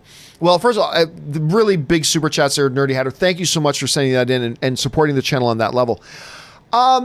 Okay, first of all, let's get one thing out of the way. Could have been a technical issue, could have been something that was unforeseen. That's always a possibility. I have always personally loved the presentations I've seen at AMC, personally. That being said, there could have been some technical issues. Notwithstanding that, though, listen, we pay our money to go, whether we're buying our monthly subscription service to A-List or buying individual tickets, it doesn't matter. We pay our money to this theater for a theatrical presentation. It behooves the theater then to give us the best possible theatrical presentation that they are capable of giving us. That's just that. Now, Rob, I know you've had issue in the past about a number of movie theaters that purposefully dim the bulbs in their projector just so they can get some extra life at the expense of the experience. So give your thoughts on that. Well, I agree with you. And first of all, I don't know if this was a Fathom event or not, but Fathom events they're not sending out DCPs to the cinema. So when you go see a Fathom event like Star Trek The Motion Picture, which I went and saw last week, or Shawshank Redemption, they're celebrating the 25th anniversary, or Shining, you might be seeing a stream that is coming from Fathom events to the theater. And that's why I stay away from, I like what Fathom is doing, but if you're going to see a brand new restoration of a film, you have to make sure you're watching a DCP of that restoration. And I don't think The Shining is that. And that's disconcerting to me. And it's unfortunate because that's the whole point. But, the theaters, they don't get the kind of turnouts they're going to need. That's why sometimes you don't get the kind of projection that you hope for, even though I think it is totally self-defeating. But that's why I can't wait to get that 4K disc myself. Yeah, and again, I totally relate. Like, who knows where the break in the chain happened? I love the fact that you brought up the fact that there's a third party involved sometimes. Well, you got to understand. But the bottom line needs to be that these theaters, particularly, Rob, what you were talking about once before about the fact that some theaters you've gone to purposefully dim the bulbs they use so they can get extra life out of the bulbs. Yeah. That's not our concern as the theater. We paid you to come in and get a theater experience. Give us the best possible experience that you can. Turn up the bulbs. Give us brightness. Don't make it dark and dim and all that kind of stuff. And I feel your pain, dude. I totally feel your pain on that. All right. Next up comes us from Jabin Carter, who writes, Top 5 bad movies that I love anyway. Number 5, Batman and Robin. Number 4, The Phantom Menace. Number 3, The Black Knight. There we go. Black Knight gets mentioned. Number 2, Ready to Rumble. And number 1, Mortal Kombat. I got to tell you, up in there, Mortal Kombat would be on my list as well. But the other one that I always go back to, this is a terrible movie that I absolutely love, is Megaforce. Glorious movie. And the king of them, though, is Vanilla Ice's Cool as Ice. Vanilla Ice, Cool as Ice. Yep, she likes me. That is one of the greatest bad movies. No, I will say it is the greatest bad movie ever made. Do you got one right off the top of my head? Well, I have two, and they're both. I think everyone thinks it's bad, but me. It was a Mystery Science Theater 3000 movie, Star Crash. Oh, I didn't see that one. Star Crash is an Italian Star Wars ripoff that is the greatest. It's got Crash. David Hasselhoff in it. No. Oh, yes, it does. As basically a space knight. It's got Caroline Munro, one of the hottest women to ever appear in fantasy cinema. She was Naomi in The Spy Who Loved Me. I love Star Crash so much. I can't tell you how much. Christopher Plummer plays the Emperor of the Universe. I love Star Crash so much. And bringing up number 2 in my slot is a Franco-Italian wacky science fiction movie from 1965 called Wild Wild Planet. Those 2 movies are 2 of my favorites. Have you ever seen Vanilla Ice's Cool as Ice, Dude, though? Cool as Ice. I did see Cool as Ice. Oh, my God. I did see Cool. You got to get together with some friends, have a couple of drinks, and watch Cool as Ice. See, It's a group experience. Yeah. It's a group experience. Yep. She likes me. Anyway, I'm just going to leave it at that. Okay, Jaron Morris writes, Praise the Lord, John. Pre-ordered my Joker tickets, but more importantly, got my pre-order in for our Last of Us 2, $599. Any theories about the game? I have no theories. I mean, look, the trailer came out the other day. We talked about it on the show. The trailer looks fantastic. They've obviously not give things away. They tell us the basic premise of it. She's falling in love. She's got to get her back. Joel comes along to help along the way. And we're back into that world that we were in the first one. It's like, feels good. So no, I don't have any predictions other than maybe Joel dies. I got a feeling Joel may die in this one, but other than that, I got no predictions. What about you, Rob? Yeah, I don't really either. It looks like it's cold. It looks like it's cold. I mean, what I like it when video games, the environments can be evocative. Yeah. Watching that trailer made me feel cold. Well, if it gets I love you zombies immersed, in a snowman. I'm in. if you get immersed into it just from the trailer, that's a good thing. All right, next up, Suthius writes, can't wait for the new Star Wars movie. I hear that Kirk, Spock, and Sulu will join forces with Rey and take on Kylo and the Emperor. Should be good. And don't forget the Klingon Emperor as well will come along and the whole bit. And it's like, oh God, I'm not, that moment yesterday, I'm telling you, I still feel like my brain hasn't fully, like, you get a cramp in your leg and everything tightens up. That's why I felt like my brain cramped. It's like, and it still hasn't quite relaxed yet. I'm gonna have a little bit of PTSD on that one. I think it's just a little bit of post traumatic syndrome on that. Hector Figueroa writes, Figueroa, like the street. Just like the street. I was gonna say. Just think about a Kevin Feige produced Star Wars movie with Taika Waititi as the director. Super nerd chubbage. Well, listen, we're about to get a Star Wars piece of material directed by Taika Waititi. He is directing one of the episodes of The Mandalorian. So we're going to get our first taste of that. And why not maybe a Dave Filoni? You know, Dave Filoni, I've been saying for a long time, don't give Dave Filoni a live action Star Wars movie until he cuts his teeth on something first. He's never directed anything live action. Let him do a smaller film, but he's doing even better now. He's directing a number of episodes, I think 2 episodes of The Mandalorian. Now he's going to have his teeth cut. He's going to have a little bit of experience shooting live action, particularly shooting live action that. So Taika Waititi is a great idea, who obviously has a great working relationship with Kevin Feige. Maybe that's the opportunity to bring a Dave Filoni in. Maybe Kevin, who's never worked with him, maybe he'll hesitate on that, but who knows? But that could be some option. What would you think about the idea of a Taika Waititi directing a Star Wars film? Yeah, I mean, I could see that. Although, his brand of humor might be a little broad for Star Wars. I mean, I'd like to see, too, if it wasn't Fincher or Filoni, have Favreau come back and team up with Feige. The Favreau fantastic directing a Star Wars movie, yeah. And I got to tell you, I watched a little bit of that Fox Force 5, whatever that Disney preview was yesterday, about all the new video games and toys that are coming out, and I got really excited about seeing a Mandalorian action figure, let me tell you. All right, next up. Hot Toys. Darth Impact writes, got greedy and chased Spider-Man out of the MCU. Now revealed, backed out a deal with George Lucas. Is Bob Iger a douche? No, first of all, Iger never backed out of a deal with that. And look, here's the thing. Everybody likes to... We are fly on the wedding cake kind of people. That's what we as a species are. What do you mean by that, John? Well, if you look at a giant 6-foot-tall wedding cake and there's a fly on it, you say, what do you see over there? People say, I see the fly. Really? Because 99.999% of that thing is covered in white icing. You see the fly, but you're not noticing the white icing. What Bob Iger has done at Disney over the past 15 years is without precedence. It is without precedence. And the way he has, and the constant testimony of people who have worked with Bob Iger about how he deals, he's hardcore, but he's fair. He gives everybody a fair shake, and he tries to govern things correctly. So no, look, do I think that the way Disney handled the Spider-Man situation was the right way to deal with it? No, I don't. I've said that publicly. I'm very strong on that.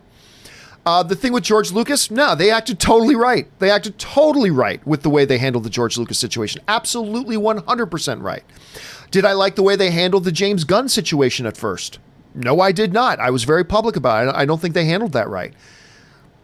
But then both of those situations, they then later on corrected. They corrected the James Gunn situation. They've corrected the Spider-Man MCU thing. And like for every one of those, though, there are 50 other deals that get done within the studio, with other studios, with their films, with their television projects, with all that kind of stuff. How can we sit here and say, like, when you look at what under Bob Iger Disney has done and created and brought, where it's the MCU, Disney Plus, all this kind of stuff, billions and billions and billions of billion-dollar movies and all that, how can you look at that in any other way than to say he has governed correctly, he has governed wisely, he has guided this company impeccably, but we are fly on the wedding cake kind of people. So it's like, oh wait, I don't like what they do with George Lucas. He's a bad man. But that's what we do, and that's not just you. I'm not making fun of you. That's us too. We all do this. We are terrible that way. We are fly on the wedding cake kind of people, and that's how I myself act sometimes. We all do. Anyway, Rob, what do you think? That was a good voice. That was a new voice. I hadn't heard that from you. But yeah, look, Bob Iger did exactly what he was supposed to do. This idea that like they bought it. You know, George Lucas, they did buy his treatments because they were buying all of Star Wars. That's what they bought. That's what they paid for. And they knew they couldn't go off. Can you imagine, dude, if they made some microverse movie about the midichlorians and the Wills, the Wills? I mean, no, they had to make the most middle of the road, the safest Star Wars movie they could. They got Lawrence Kasdan to come back. They got J.J. Abrams, who was coming off of success of those Star Trek movies. I mean, they did everything they could to make sure that Star Wars under the Disney era had a great coming out of the gate. They did well, and that movie made $2 billion, and they won. So this idea that this weird retconning of somehow Bob Iger did something wrong, no, he didn't. Star Wars now exists because of Bob Iger. Period. That's it. He gave George Lucas $4 billion. Come on. Yep. All right, let's move on here. Darth Impact also writes, I don't care at the beginning or end. I want a memorial service for Black Widow in her movie. She deserves it. Well, what does a fictitious character that doesn't really exist deserve? Look, I am with you on that premise that, okay, yeah, everybody, big party for Tony. I guess Black Widow doesn't count. I mean, they didn't even make the slightest mention of her except for Clint at the end of the funeral talking to Wanda. And, he mentioned her, great. But there's this big, huge ceremony for Tony and nothing for Widow.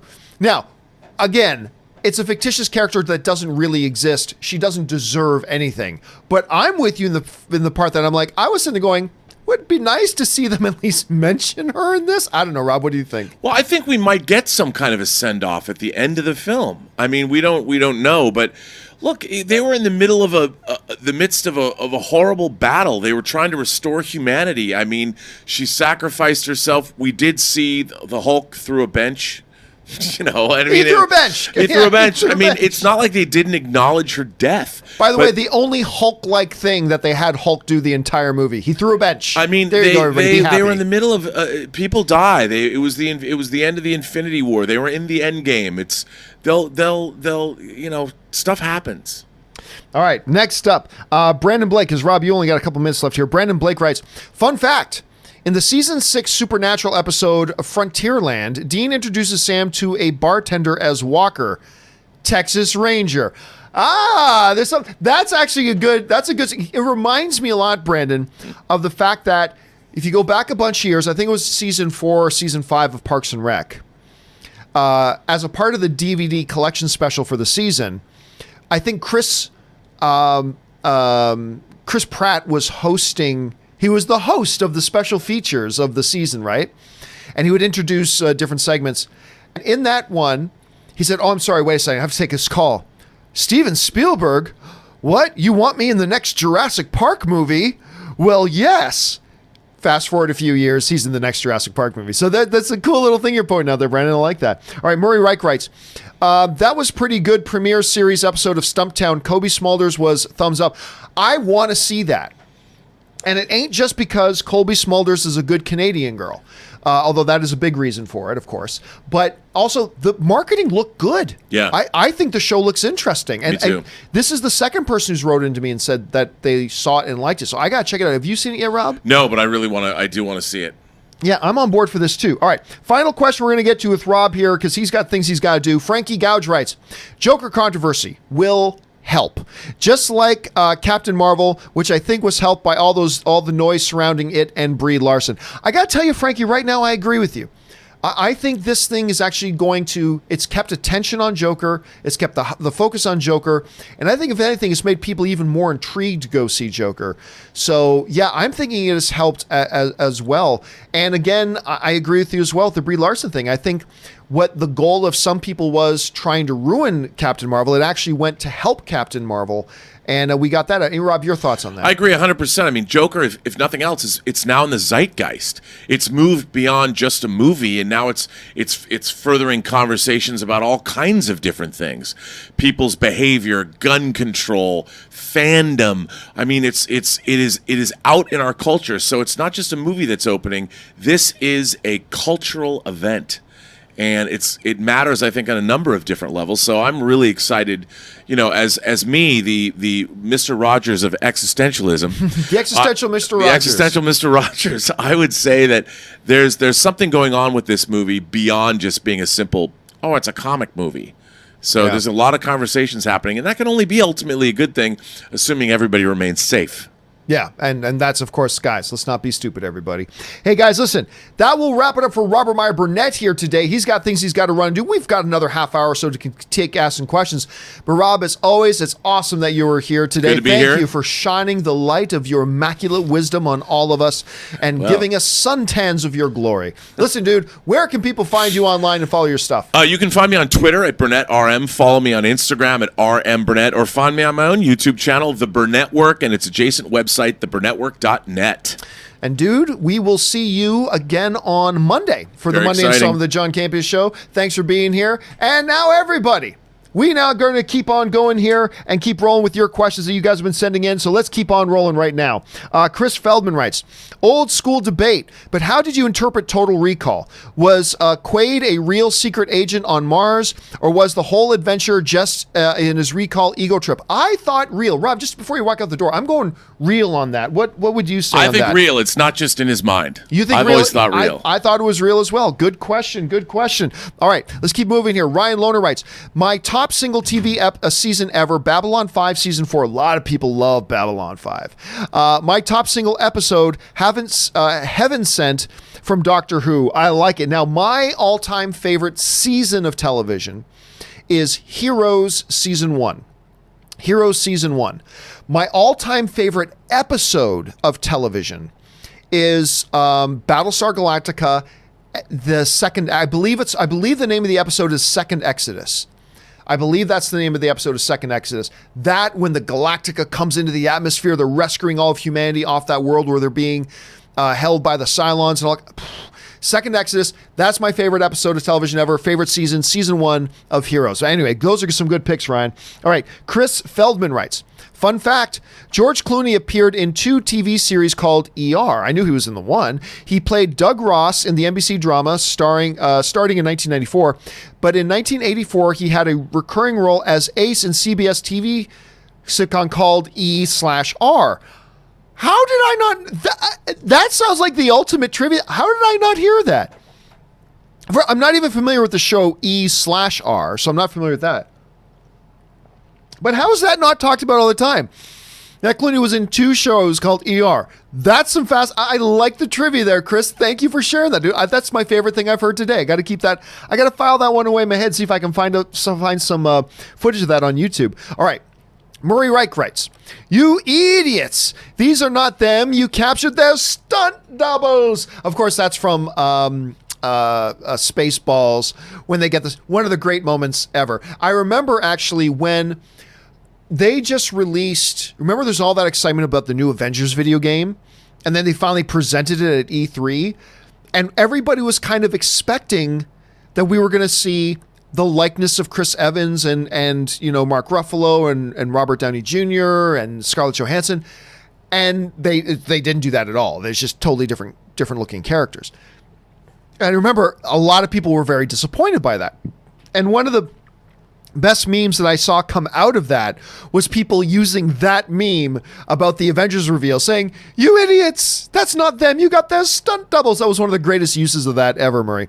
Anyway, Murray then goes on and writes, so with Feige producing a Star Wars film, does this mean we're now getting a Star Wars fake death universe, the Star Wars fake death universe? Oh, I hope not. Oh, I hope not. And again, listen, in any film franchise, television show, a fake death here and there can be effective. I don't begrudge any series or whatever having a fake death here or there. It's just that the MCU has been so much freaking fake deaths. So much fake deaths. It's crazy. All right. The Sock writes, John sells Felipe the sentient dancing microphone for $50 billion from We Got This Covered. Must be believable. Must be right. $50 billion. Yeah, that would be, oh my God, I would love to do that. Esteval Garcia, come on, studios. You know you want to make a Felipe the sentient dancing microphone movie. Esteval Garcia writes, Gemini Man Rotten Tomatoes reviews are not looking good, John. Yeah, I saw that. Let me bring that up here quick. Because the first social media reactions were looking pretty positive. Like, they're all saying, yeah, the story's not great, is what they all said about Gemini Man, but the experience more than makes up for it. But the Rotten Tomatoes reviews have not been as kind.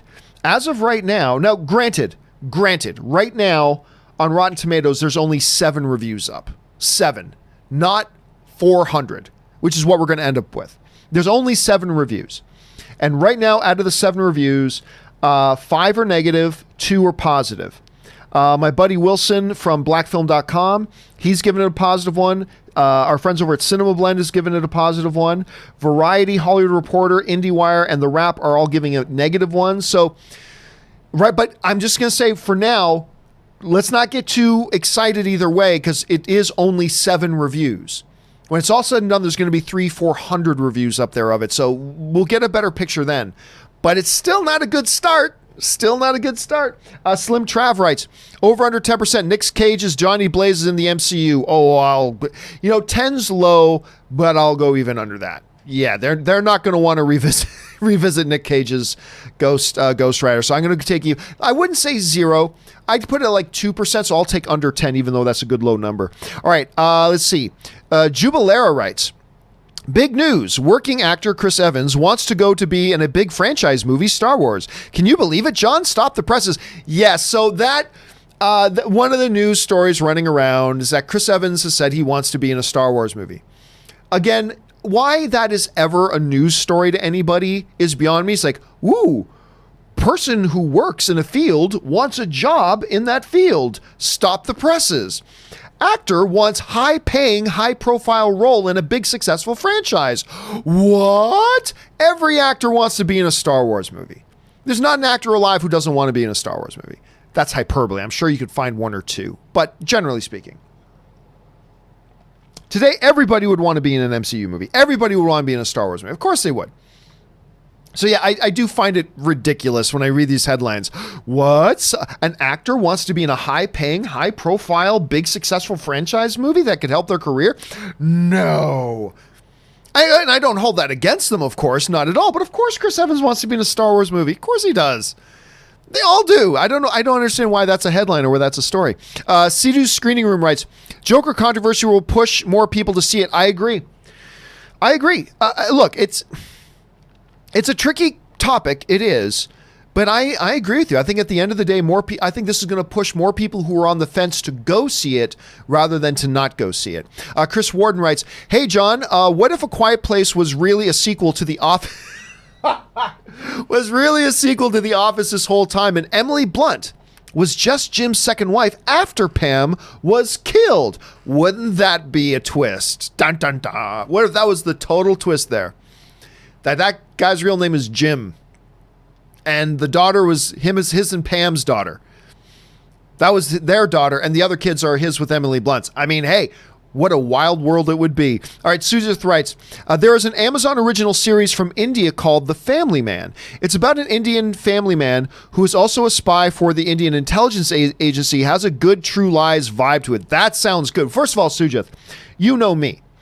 Anything that you can say has a True Lies vibe to it is going to get my attention because True Lies is my all-time favorite action film. So I'll be down for that, of course. But that sounds interesting. Thank you for sharing that, dude.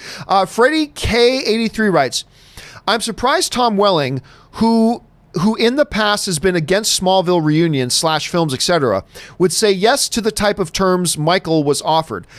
Well, I mean, look, who knows? We don't know if those are the terms that were offered to him or not.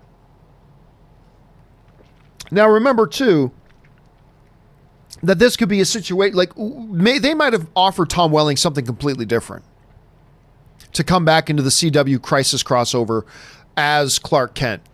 I mean, number one, maybe they said, remember, they've only ever said he's going to be Clark Kent. They never have said he's going to be Superman.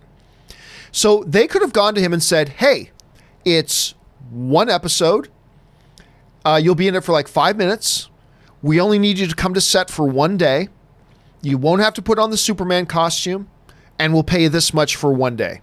And the fans would love it, and the audience would love it, and all that kind of stuff. Makes it hard to pass up.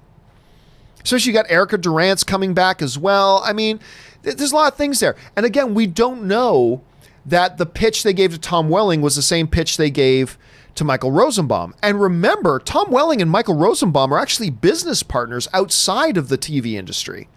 They're actually friends and they work together. So I'm sure there's a lot to this situation, Freddie, that we're not aware of. I'm sure there's a lot of details here we're not aware of. All right, next up, Jedi Bananas writes, I know it's been recommended to you before, but you must try Dark. Time travel is a main plot element in the show as opposed to it being used as a way to fix poor writing. You're right. A lot of people have mentioned Dark to me as something I should check out. And I've got a number of other things, but if I keep hearing people telling me the same thing, I might have to go check it out. Because I've been hearing good things out of Bananas. You're not alone by any stretch of the imagination. Maybe it is one I'm just going to have to bite the bullet. I think Rob has said he's seen it. I'll ask Rob about it again, because I think he said he's seen it before, but I'll check with him. All right, Jedi Bananas also writes, my top 5. Number 1, Star Wars. Nice. Number 2, Dawn of the Dead, the 1978 version. Number 3, Lord of the Rings. Number 4, King Kong, the 1933. This is the first time somebody's mentioned that one. Good on you, Jedi Bananas. Number 5, The Wizard of Oz. Honorable mentions, My Left Foot with Daniel Day-Lewis. Jaws, which my wife just saw for the first time. And Conan the Barbarian. Conan, what is best in life? To smite your enemies, see them driven before you, and to hear the lamentation of their women. I do the worst Arnold Schwarzenegger imitation in the world, by the way, just so you know that. But one of the great lines in cinematic history, I'd like to see a couple of those on there. Wizard of Oz, King Kong. I haven't seen anybody put My Left Foot on there before. Nice list, dude. I like it. Well done. All right. Anthony Lukulanu writes, just saw the movie Freaks by Adam Steen and Zach Lipovsky. Has become one of my favorite films of the year. Go into it knowing as little as possible. Now, when you said Freaks, my mind instantly went to a David Arquette movie. That I thought you were talking about a David Arquette movie. Let me see what this is on IMDb. So, it's a 2018 film. With Emile Hirsch, Bruce Stern, Grace Park. Oh, I love Grace Park. Amanda Crew. Did this get did it get a theatrical presentation? Or was this a series? No, it was a movie. I haven't seen it. I might have to check this out. It looks kind of fun. A sci-fi movie. I like Emile Hirsch. I love Grace Park. Why not? I might have to check this one out. All right, dude, thanks for sharing your thoughts on that. I appreciate that. All right, Noel Nguyen writes, Chris Evans wants to be in a Star Wars movie. Surprise. Most want him as a Jedi Master. I say he should be a Hutt. Oh, I get it. America's Hutt. That's good. Not America's ass. America's Hutt. Look, listen. I'll be honest with you. I love Chris Evans. You guys know this. He's my favorite MCU actor. Let me rephrase. His Captain America, his rendition of Captain America is my favorite character in the MCU. I love Chris Evans deeply. That said, I don't know if I'd want him in a Star Wars movie. Not because he's not talented, totally talented. I just wonder if all I would see is Chris Evans or Captain America. But you know what? Maybe I would for like the first 2 minutes and then I'd get over it. So yeah, sign me up. If Chris Evans wants to be in a Star Wars movie, sign me up if they find a role that's right for him. Let's see. Holland Love writes, Sony/Marvel reaches deal. Spider-Man back at home. Indeed. And all I can say is it's about damn time. And again, here's the part that confuses me, guys. The deal that they have come to is the deal they should have had day one when they were talking. Disney does not get to co-finance and will up you from 5 to 25%. That's a big jump. It's good for Disney. It keeps all the ownership with Sony. They're happy. Disney's happy. Why they had to put the fans, why Sony and Disney, and I blame Disney for this. Disney botched this deal, not Sony. This was Disney's fault. And I'm glad they're correcting it, but why Sony and Disney just from day one? Like, we were all saying this is the best deal. Take shared financing off the table, which is what Disney really wanted and Sony absolutely could not bend on. So take co-financing off the table, bump up the revenue a little bit, and everybody's happy. Look, I am thrilled they've made the deal. I'm thrilled. But it leaves me scratching my head why it took them this long to come to what all of us knew was the right deal. It's just a couple big companies want to play hog. We're Disney. We're going to make them do what we want them to do. Yeah. And Sony didn't budge. Sony said, sorry, nope. We are not going to bend over and lube up for you. We're just not going to do it. And maybe Sony thought they could get Disney to not. I don't know. But all I know, Holland, is that it's good to see them back on the same page, even if it's just for a little while. Even if it's just for a little while. All right, Jersey Kid writes, I'm reading all over Twitter that Disney, this obviously came in at 8 o'clock in the morning.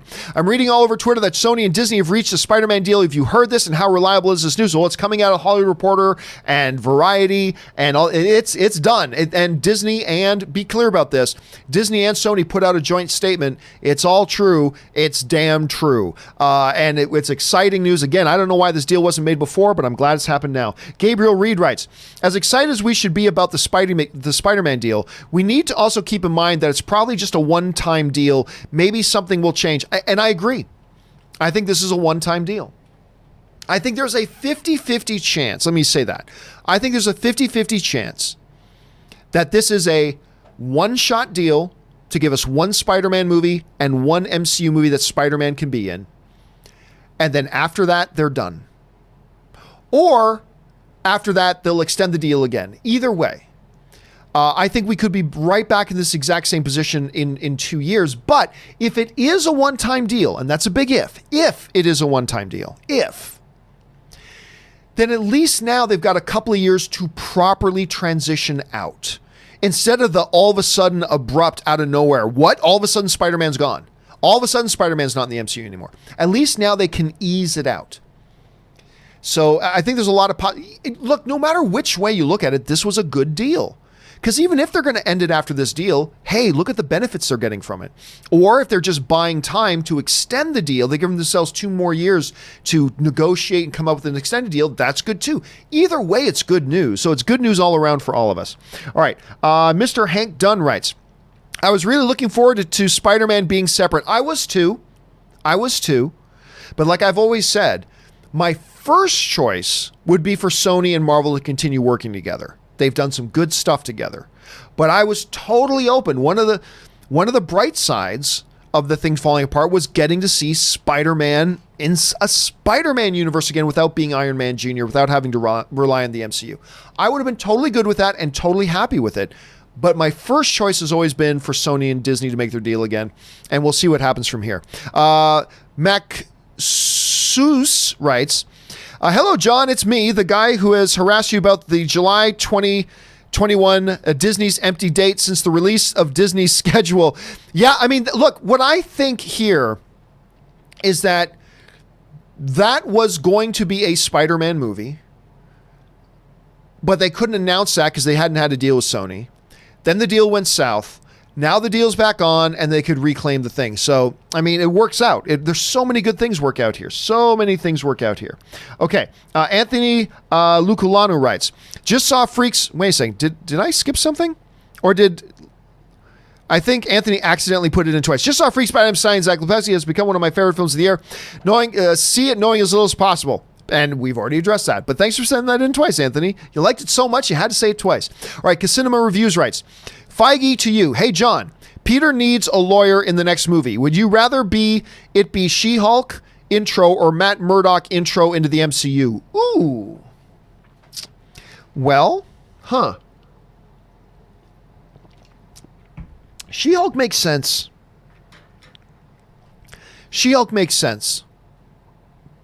Because you don't need a transitionary help with Daredevil and Matt Murdock, because even though it's going to be a different Daredevil and a different Matt Murdock than we had in the Netflix series, we are still aware, the public is now aware of Daredevil and Matt Murdock. So you don't really need help introducing him in.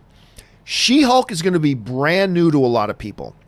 So helping to leveraging the popularity of Spider-Man to aid that. So yeah, I think if that hypothetical, theoretical situation were to occur, I think you would get most benefit out of having She-Hulk be the one, because that's the character that'll need the transition help a little bit more than, say, a Matt Murdock and Daredevil. That's my thought at any rate. Good question, though. All right, DMV fan 123 writes, imagine ever thinking that Disney wouldn't win. Well, I mean, here's the thing.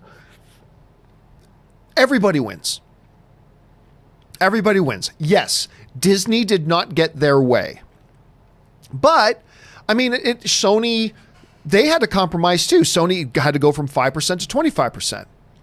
Now, they didn't have to give up co-financing rights, and they didn't have to give up 50%, but still, they had to go from 5 to 25.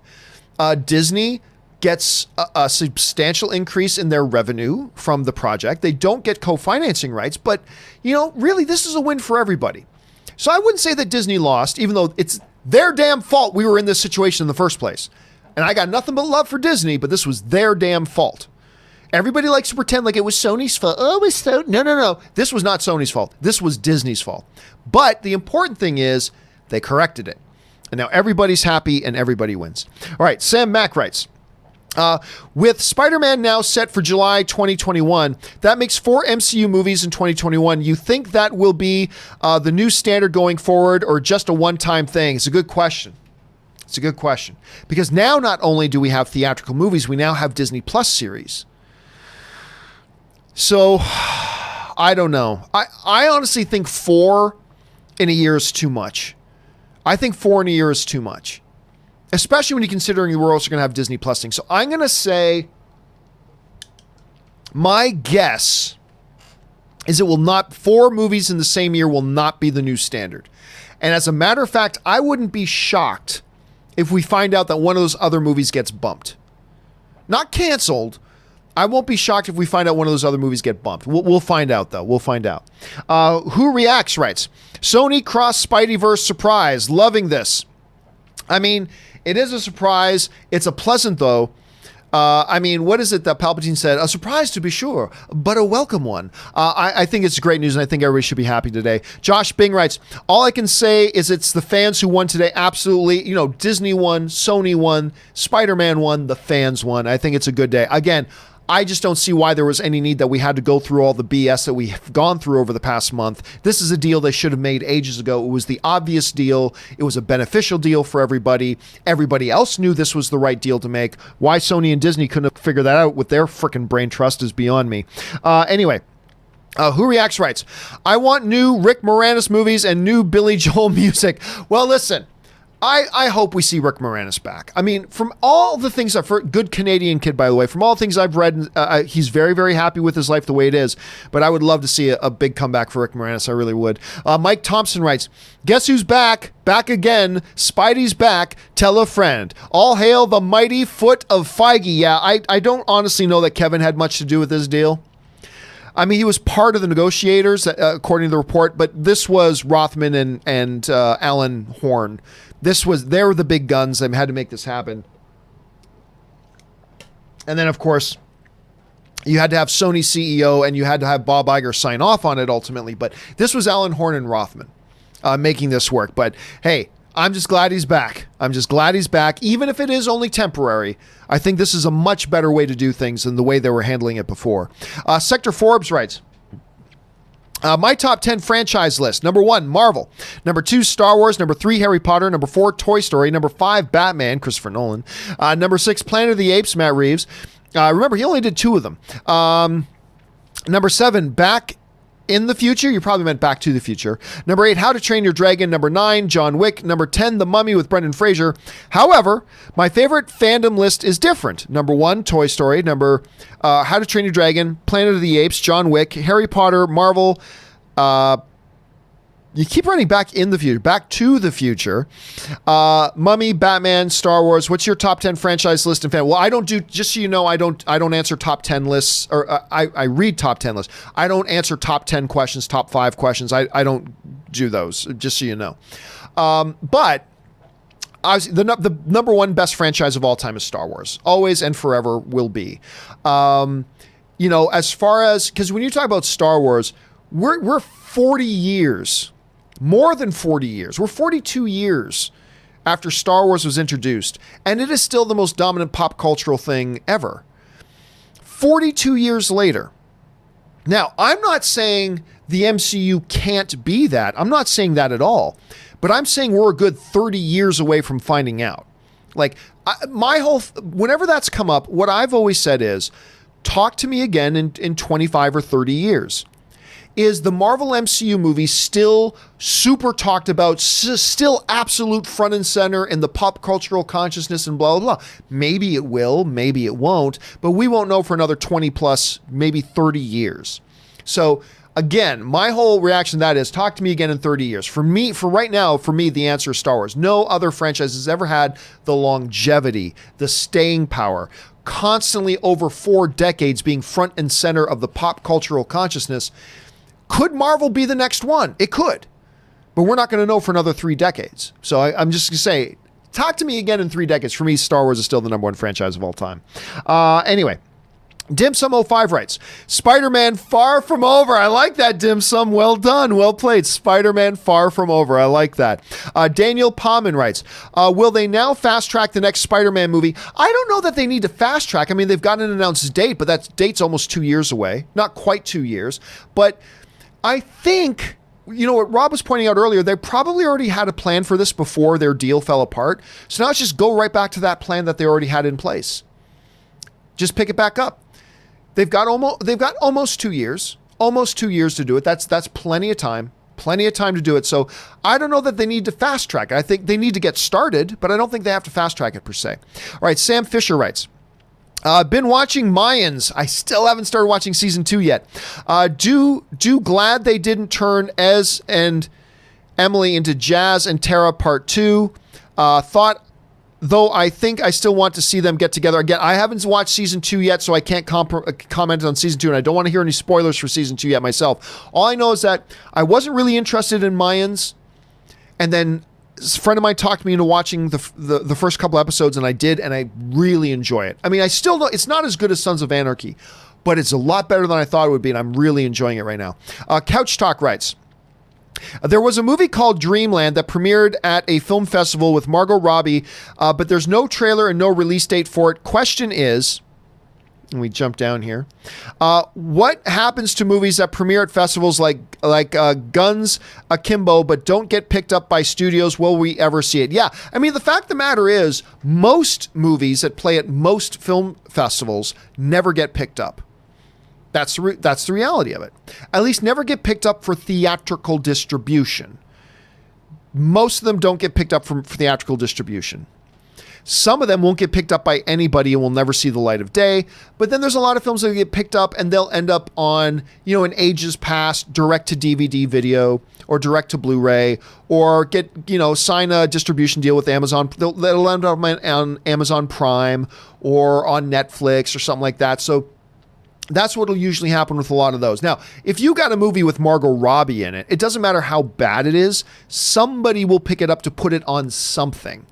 Again, whether it's an Amazon Prime, whether it's a Netflix or anything, somebody will pick it up and put it on something.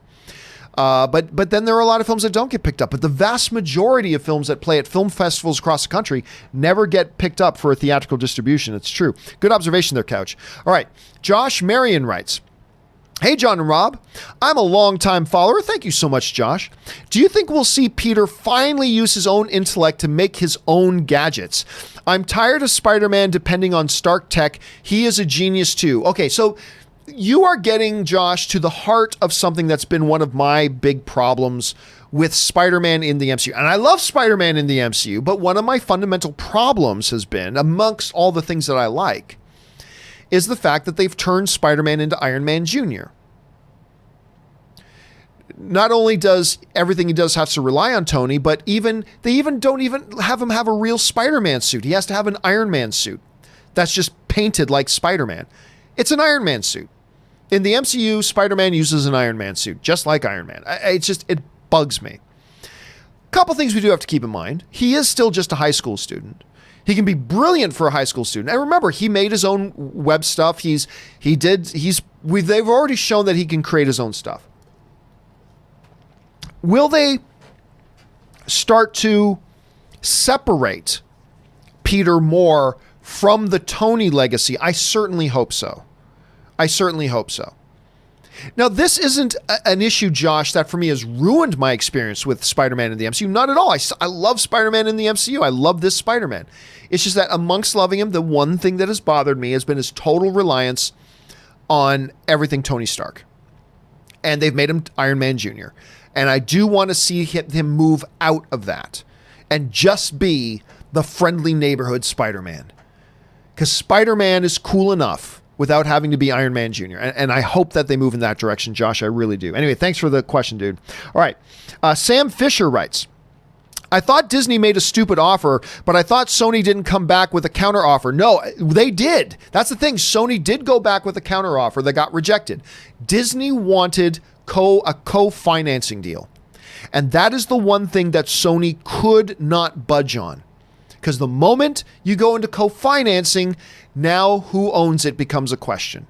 And Sony could not give up those rights. They could not give up those rights. And without those rights, Disney didn't want to make a new deal without a co-financing deal. And I don't know if they thought that eventually Sony would cave. They didn't. But we've got a new deal. I think it's good for everybody. I think it's good for Sony. I think it's good for Disney. I think it's good for the fans. Again, I just don't know why they didn't make this deal initially. I mean, everybody, we all knew. I mean, I'm an idiot and I knew that this was the right deal to make. We all did. So I'm just glad everybody collectively got their heads out of their asses and made the common sense deal. All right. Darth Scorn writes, Spidey's back. The MCFDU strikes again. Yeah. Hey, listen, we'll cut him some slack on this one because Spider-Man never died. But you're right. It's like they brought him back from the dead. That's a good observation, Darth.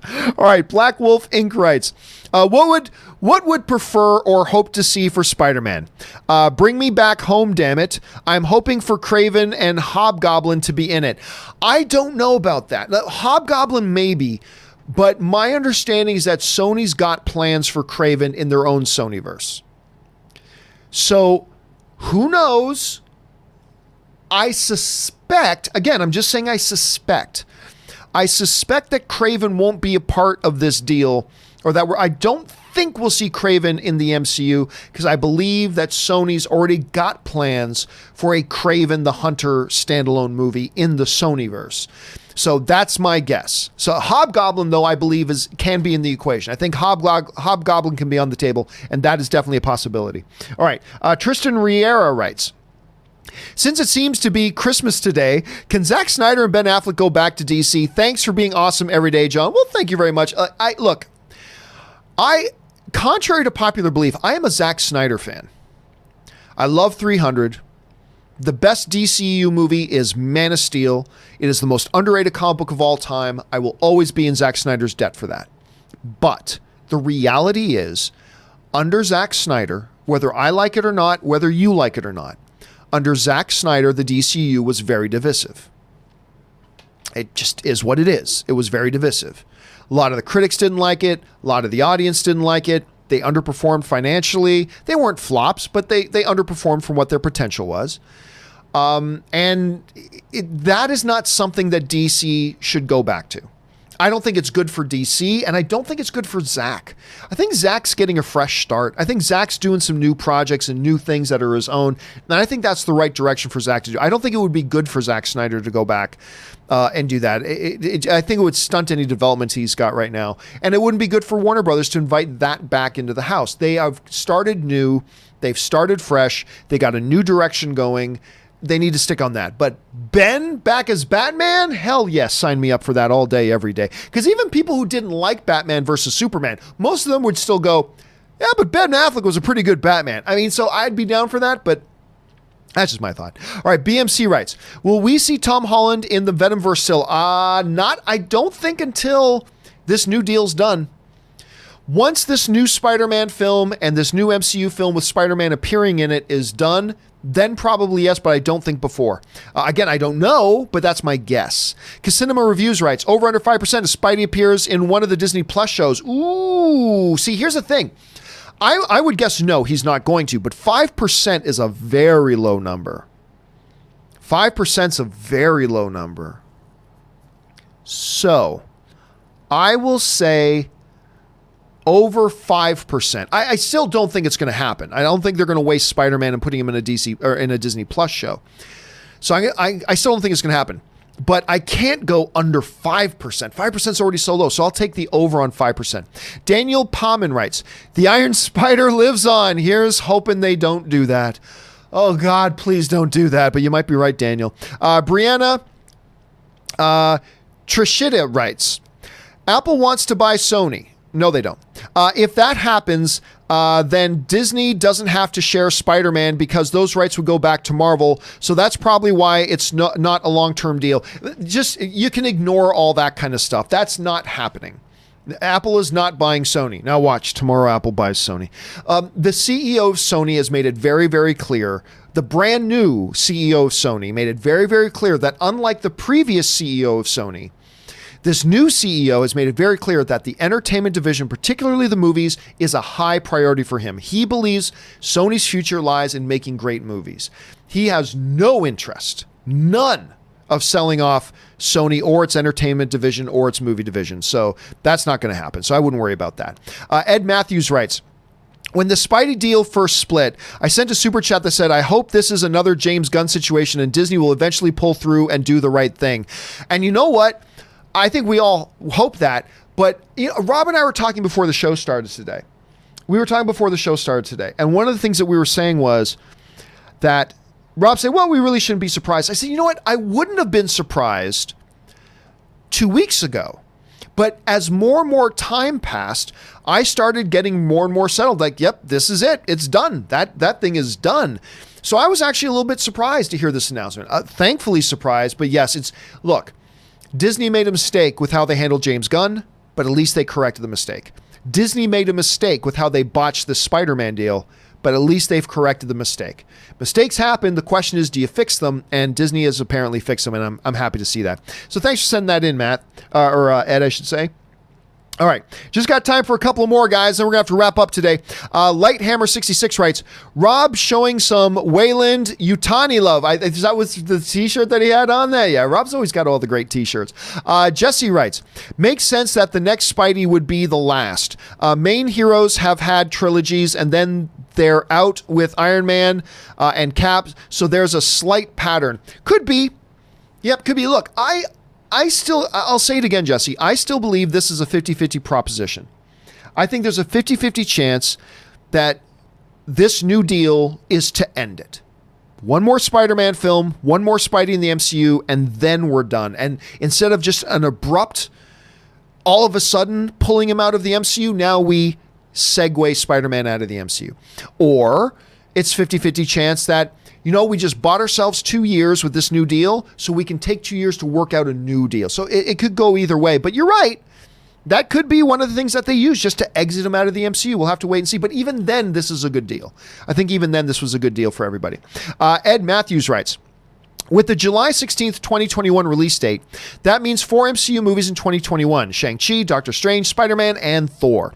In addition to 4 Disney Plus shows, WandaVision, Loki, What If, and Hawkeye, MCU overload. See, this is something they're going to have to be careful of.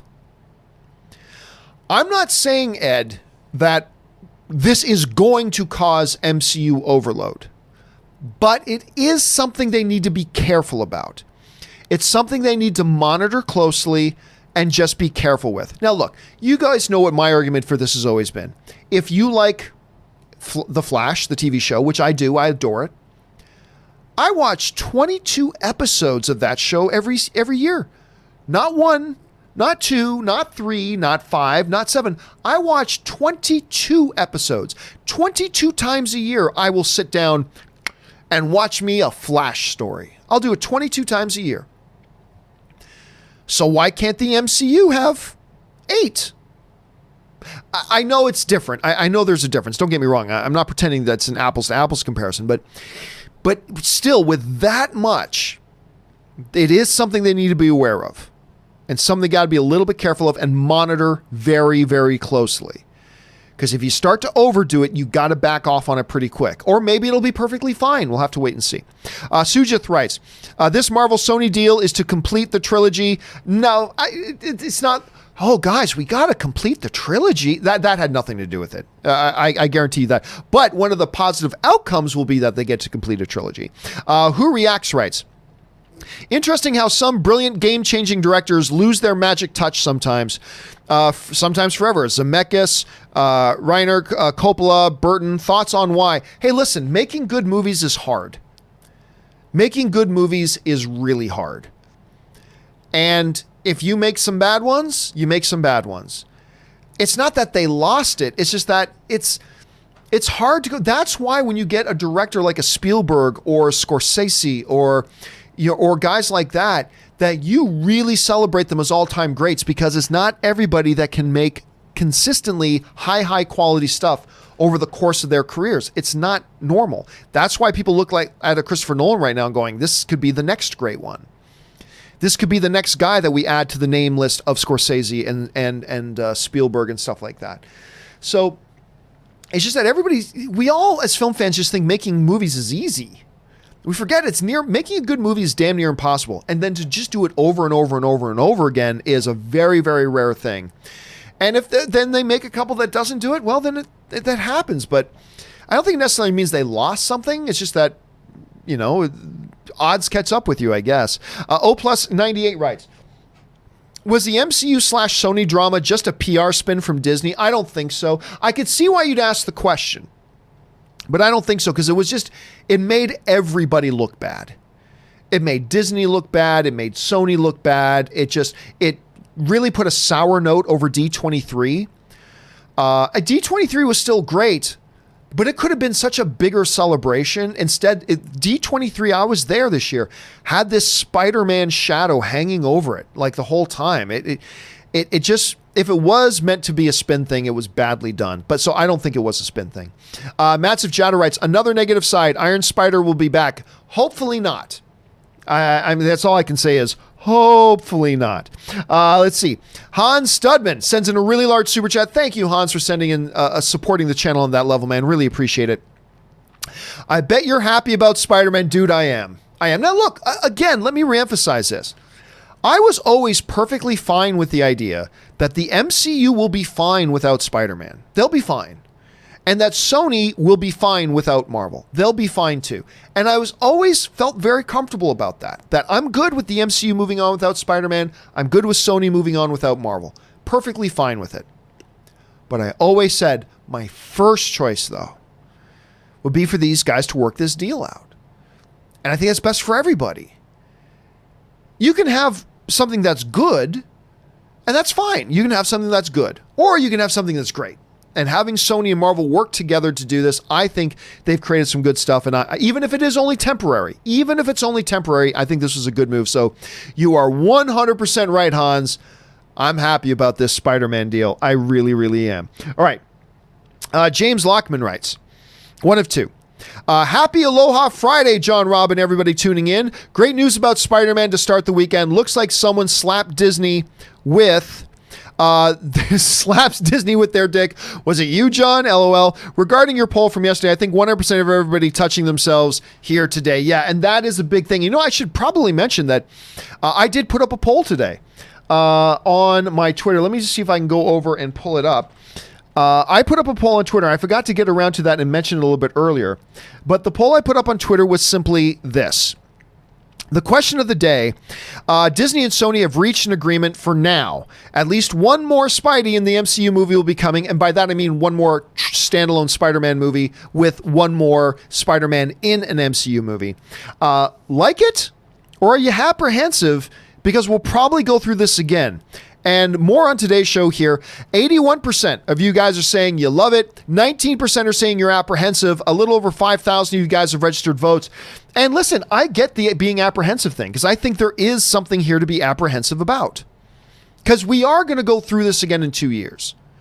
But hopefully now it'll be a lot easier of a thing. Something we'll see coming and something that they can prepare for other than the big abrupt thing that we had. Let's see. Deadline said the original Disney offer was 25%. That's been refuted. That has been refuted a number of times. There were conflicting reports that came out. One source was saying 25%. The sources I believe most said they were looking for a 50-50 thing, which I believe, and they were looking for co-financing. But again, it is important to point out that there is some conflicting reports out there. But from what I understand, it was 50% that they were looking for initially with co-financing, and that got refuted. Either way, the big problem, asking for 50% is a big problem too, but the big issue was the co-financing aspect. That is something Sony could never allow, and that's something Disney wanted, but that was the big catch. Of course, 50% was a big catch as well. Colin Emerson writes, where are we at? There we are. Colin Emerson writes, I can see Spidey appearing in Doctor Strange Multiverse of Madness. I could see that too. Cameos from Venom, Carnage, and Morbius. At the end, he's stuck in the Sonyverse. I don't think so. No, I don't think what you're going to do is ever see the MCU acknowledge the Sonyverse. I don't think, and I would love to be wrong about this, and I have no insider information, just so you know, but I don't believe you'll ever see an MCU movie acknowledge the Sonyverse existing. I don't think you'll ever see that happen in an MCU movie. I don't think Disney would ever allow that to happen. So, I mean, I could see them using Spider-Man's appearance in an MCU film for Doctor Strange. I could see that. But like having Carnage and Morbius and Venom be a part, I don't think Disney will ever acknowledge in an MCU movie the existence of the Sonyverse. The Sonyverse might acknowledge the existence of the MCU, but I don't think you'll ever see Disney allow Sonyverse to be mentioned and acknowledged in an MCU film. I don't think that's something Disney would ever allow to happen. And maybe they would. I'd love to be wrong about that, but I just don't see that happening. Darth Sidious writes, Hi, John. Can you please stop discrediting the Star Wars prequels because they're better than the sequels? Oh, no, they're not. The Star Wars prequels are garbage. They're absolute phenomenal garbage. They are absolutely horrendously terrible beyond all things. And at the time, it was just universally acknowledged, these are terrible. I mean, they were so bad, like multiple documentaries were made, like The People versus George Lucas and all that kind of stuff. They are horrible pieces of garbage. Now, me saying that should in no way affect anybody who does like them. If you like them, that's great. I celebrate that. And I would never want to dissuade anybody from liking something that they like. If you like the Star Wars prequels, that's awesome. I'm glad somebody got some enjoyment out of it. And it's great. And I celebrate that. And I would never try to talk somebody out of liking something that they like. And I'm not going to do that now. But no, as if the prequels come up, I will never stop giving my opinion just because you don't like my opinion. My opinion is those prequels are utter, complete garbage. So much so that, I mean, Star Wars, nobody talked about them. Jar Jar, midichlorians, and all that nonsense. It's just terrible, awful stuff. Whereas the Phantom Menace, it's just so bad. Then you got The Force Awakens, and The Force Awakens was awesome. Made $2 billion, most successful Star Wars film of all time. It was marvelous. It got better every time I saw it. It's huge. So yeah. So no. As you're asking me, Darth, what you're essentially asking me here is, will I stop giving my opinion about a movie just because you happen to not share my opinion? Sorry, no. That's not what I do here. I give my opinion, and I don't see. My job is not here to say things that you like. My job is not to sit here and say things you already agree with. I'm going to give you my opinion. And hopefully, my job is to give my opinion. It's not my job to convince you to agree with me either. My job is to express my opinion in such a way that informs you as to why I have that opinion, but also helps you sharpen your own opinion, even if it's the complete opposite of mine. So I'm not here trying to say what you want me to say, and I'm not here trying to convince you to think things differently. I'm simply here to give my opinion and give it in such a way that hopefully helps you sharpen your own opinion. But no, as long as my opinion is that the prequels are absolute garbage, I will say that the prequels are garbage. I'm not going to make 20 YouTube videos about why the prequels suck part 1 and then tomorrow do another why the prequels suck part 2. I'm not going to do that. But when the topic comes up, I will express my opinion. And if you're only watching, look, let me be clear about this. I mean, you're supposed to, John, you should only do things on YouTube that makes more people watch your videos. I'm not into that. I don't care about that.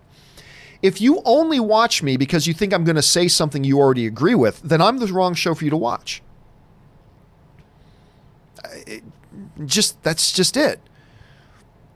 If you only watch my videos because you think I'm going to say what you already think, and I'm only going to say things that you agree with, then you're watching the wrong show.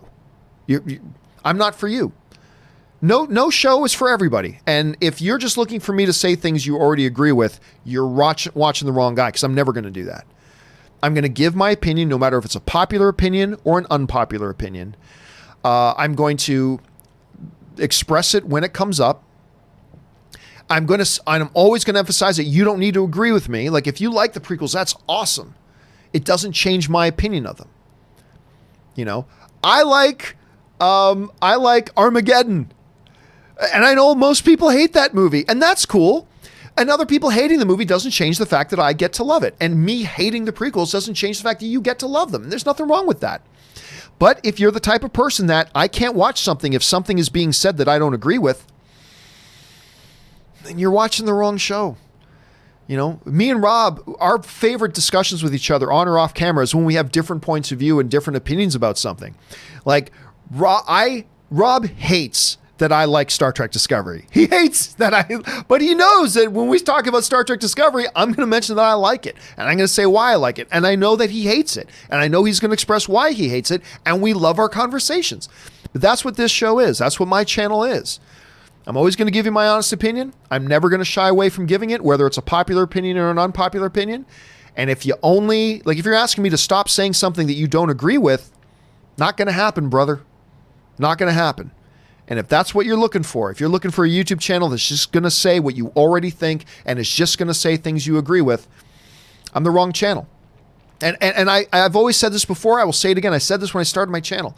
I would rather have 1,000 people watch my show that are completely open to having differing points of view, express differing points of view, celebrating that other people have a different point of view than them and whether they liked or didn't like something, because we all understand that film is subjective, than having 50,000 people watch my videos all being homogenized. You know, anyway, I've gone on long enough about that, Darth. So unfortunately, I have to say to you, my brother, request denied.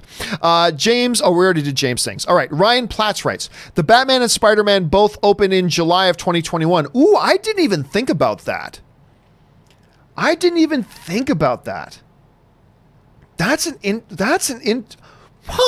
Yeah. That, holy crap. All of a sudden, July 2021 just became a really hot month. Good observation, Ryan. We're going to have to talk about that more later. Rated Row writes, Rob, just rewatched Star Trek The Next Generation, and this show is good. My favorites are Data and Worf. The character development and writing are so good. Rob John, who is your favorite character? I love The Next Generation. I mean, look, it's stereotypical thing to say, but obviously it's Picard. Picard's the best character. My favorite, other than Picard, is probably Worf.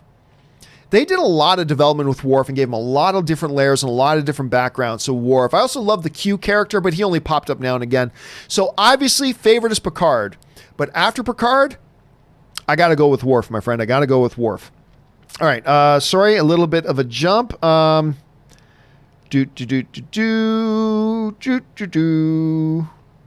la la la la. There we go. All right. And okay, time for 4 more questions today. 4 more questions. Pimp Baka. Oh God, I love that icon. I love that avatar. Pimp Baka writes, a Scarlet Spider movie would be pretty cool. I mean, it would be cool if done well. But then again, any movie would be cool if done well.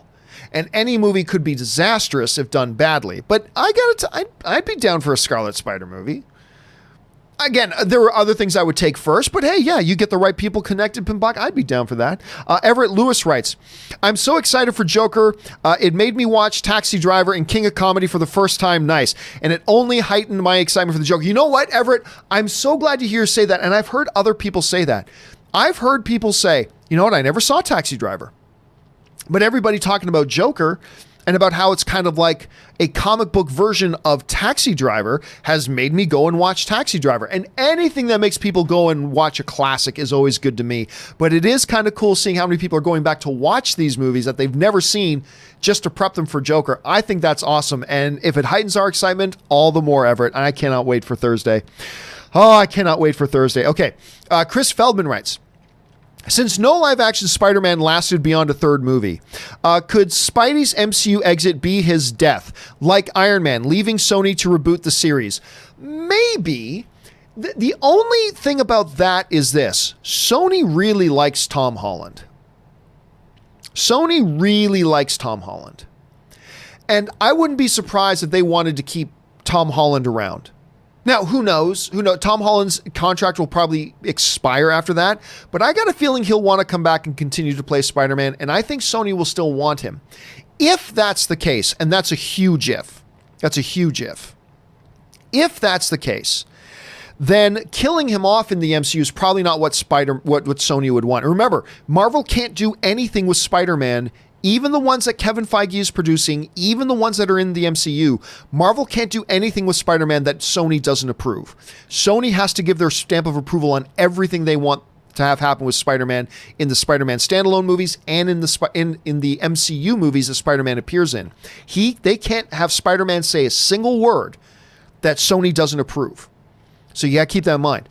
And if, again, a huge if Holland wants to come back and play Spider-Man continuously, and if Sony wants Holland to play Spider-Man after the MCU deal is done, then I don't see Sony agreeing to let him die in the MCU. So, but still, there are so many ifs right now that it's really hard to kind of nail it down. All right, next up, Joseph Landy writes, Number 1, Star Wars. Number 2, Jurassic Park. Number 3, Jaws. Again, my wife just watched that for the first time. Number 4, Raiders of the Lost Ark. Number 5, Spider-Man 1. 6, Aliens. Nice. Number 7, Destroy All Monsters. I've never seen that one on there with Godzilla. Number 8, Thunderball. Thunderball 007. Number 9, Spinal Tap. Good to see that, but it goes to 11. Number 10, 20,000 Leagues of the Sea, probably mean Under the Sea. First movie in theater as a 4-year-old. Very, very nice. You got a number of them on there, Joseph, that are first timers on there. That's good to see. All right. Hey guys, listen, it's now 11:30. We've been going for 2.5 hours. I'm just going to do a quick scan of the rest of the questions, see if anybody sent in any really big super chats, because I want to make sure they get those addressed if they put them in. Noah Shahan Jewett sends thank you for supporting the channel on that level, dude. I got nothing to say. I'm just over the moon right now. Oh, dude, thanks so much, dude. And listen, I think we all are. Again, this is a great deal for everybody. It's a great deal for Sony. It's a great deal for Disney, but most importantly, it's a great deal for you and me. It is a great deal for us as the fans. And I completely agree. This is a day for celebration, ladies and gentlemen. This is a day for Vader would say, it has seen the end of the rebellion. It has seen the end of Kenobi. It will soon see the end of the rebellion. And it's seen the day that Sony and Disney finally got their heads out of their asses and made the common sense deal. So I'm with you, dude. It's a day for all of us. And again, my friend, thank you for supporting the channel on that level. And guys, that will do it for today's installment of the John Campea Show. Thank you so much. Hey, guys, listen, everybody from DC, Wolfric, Raymond Verada, everybody all the way down. Don't worry, your questions are going to get answered in a companion video. I'm going to gather up these questions. You took the time and were generous enough to send them in. I'm going to make sure they get answered in a video properly the way they should be. So I'm going to get around to those questions that got sent in a companion video. Keep your eyes open for that, guys. All right, dudes, that's it for a Friday, and that will do it for today's installment of the John Campea Show. Thank you so much. Oh, and Robert's gone. Thank you so much for being here, guys. Listen, the John Campea Show will return again on Monday. Don't forget, we've got a companion video coming, and of course, we've got open mic this weekend. Keep your eyes open for that as well. Next week is Joker Week. So excited about it. Spider-Man's back, ladies and gentlemen. Disney and Sony made the deal. Everybody's happy again. Everybody's getting along again. It's a good day to be a film fan, my friends. It's a good day. Hey guys, listen, thanks to Robert Meyer Burnett for being here. Thank you to all of you guys for being here, and to those of you who sent in questions, because you gave us great fun things to talk about and you supported the channel along the way, and we thank you for that. For those of you who are Patreon supporters and members of our Discord server, don't forget, about 15 minutes after we're done today's episode, I'm going to jump onto the Discord server with you guys into the John Campea Show post-show chat, and we can talk about today's show. I'm sure you guys are going to want to talk about the Spider-Man stuff, so meet me over there on the Discord server in about 15 minutes. I'll be there. That will do it for me, guys. Great day. Thank you so much for being here. My name is John Campea, and until next time, just say it again. It's a great day.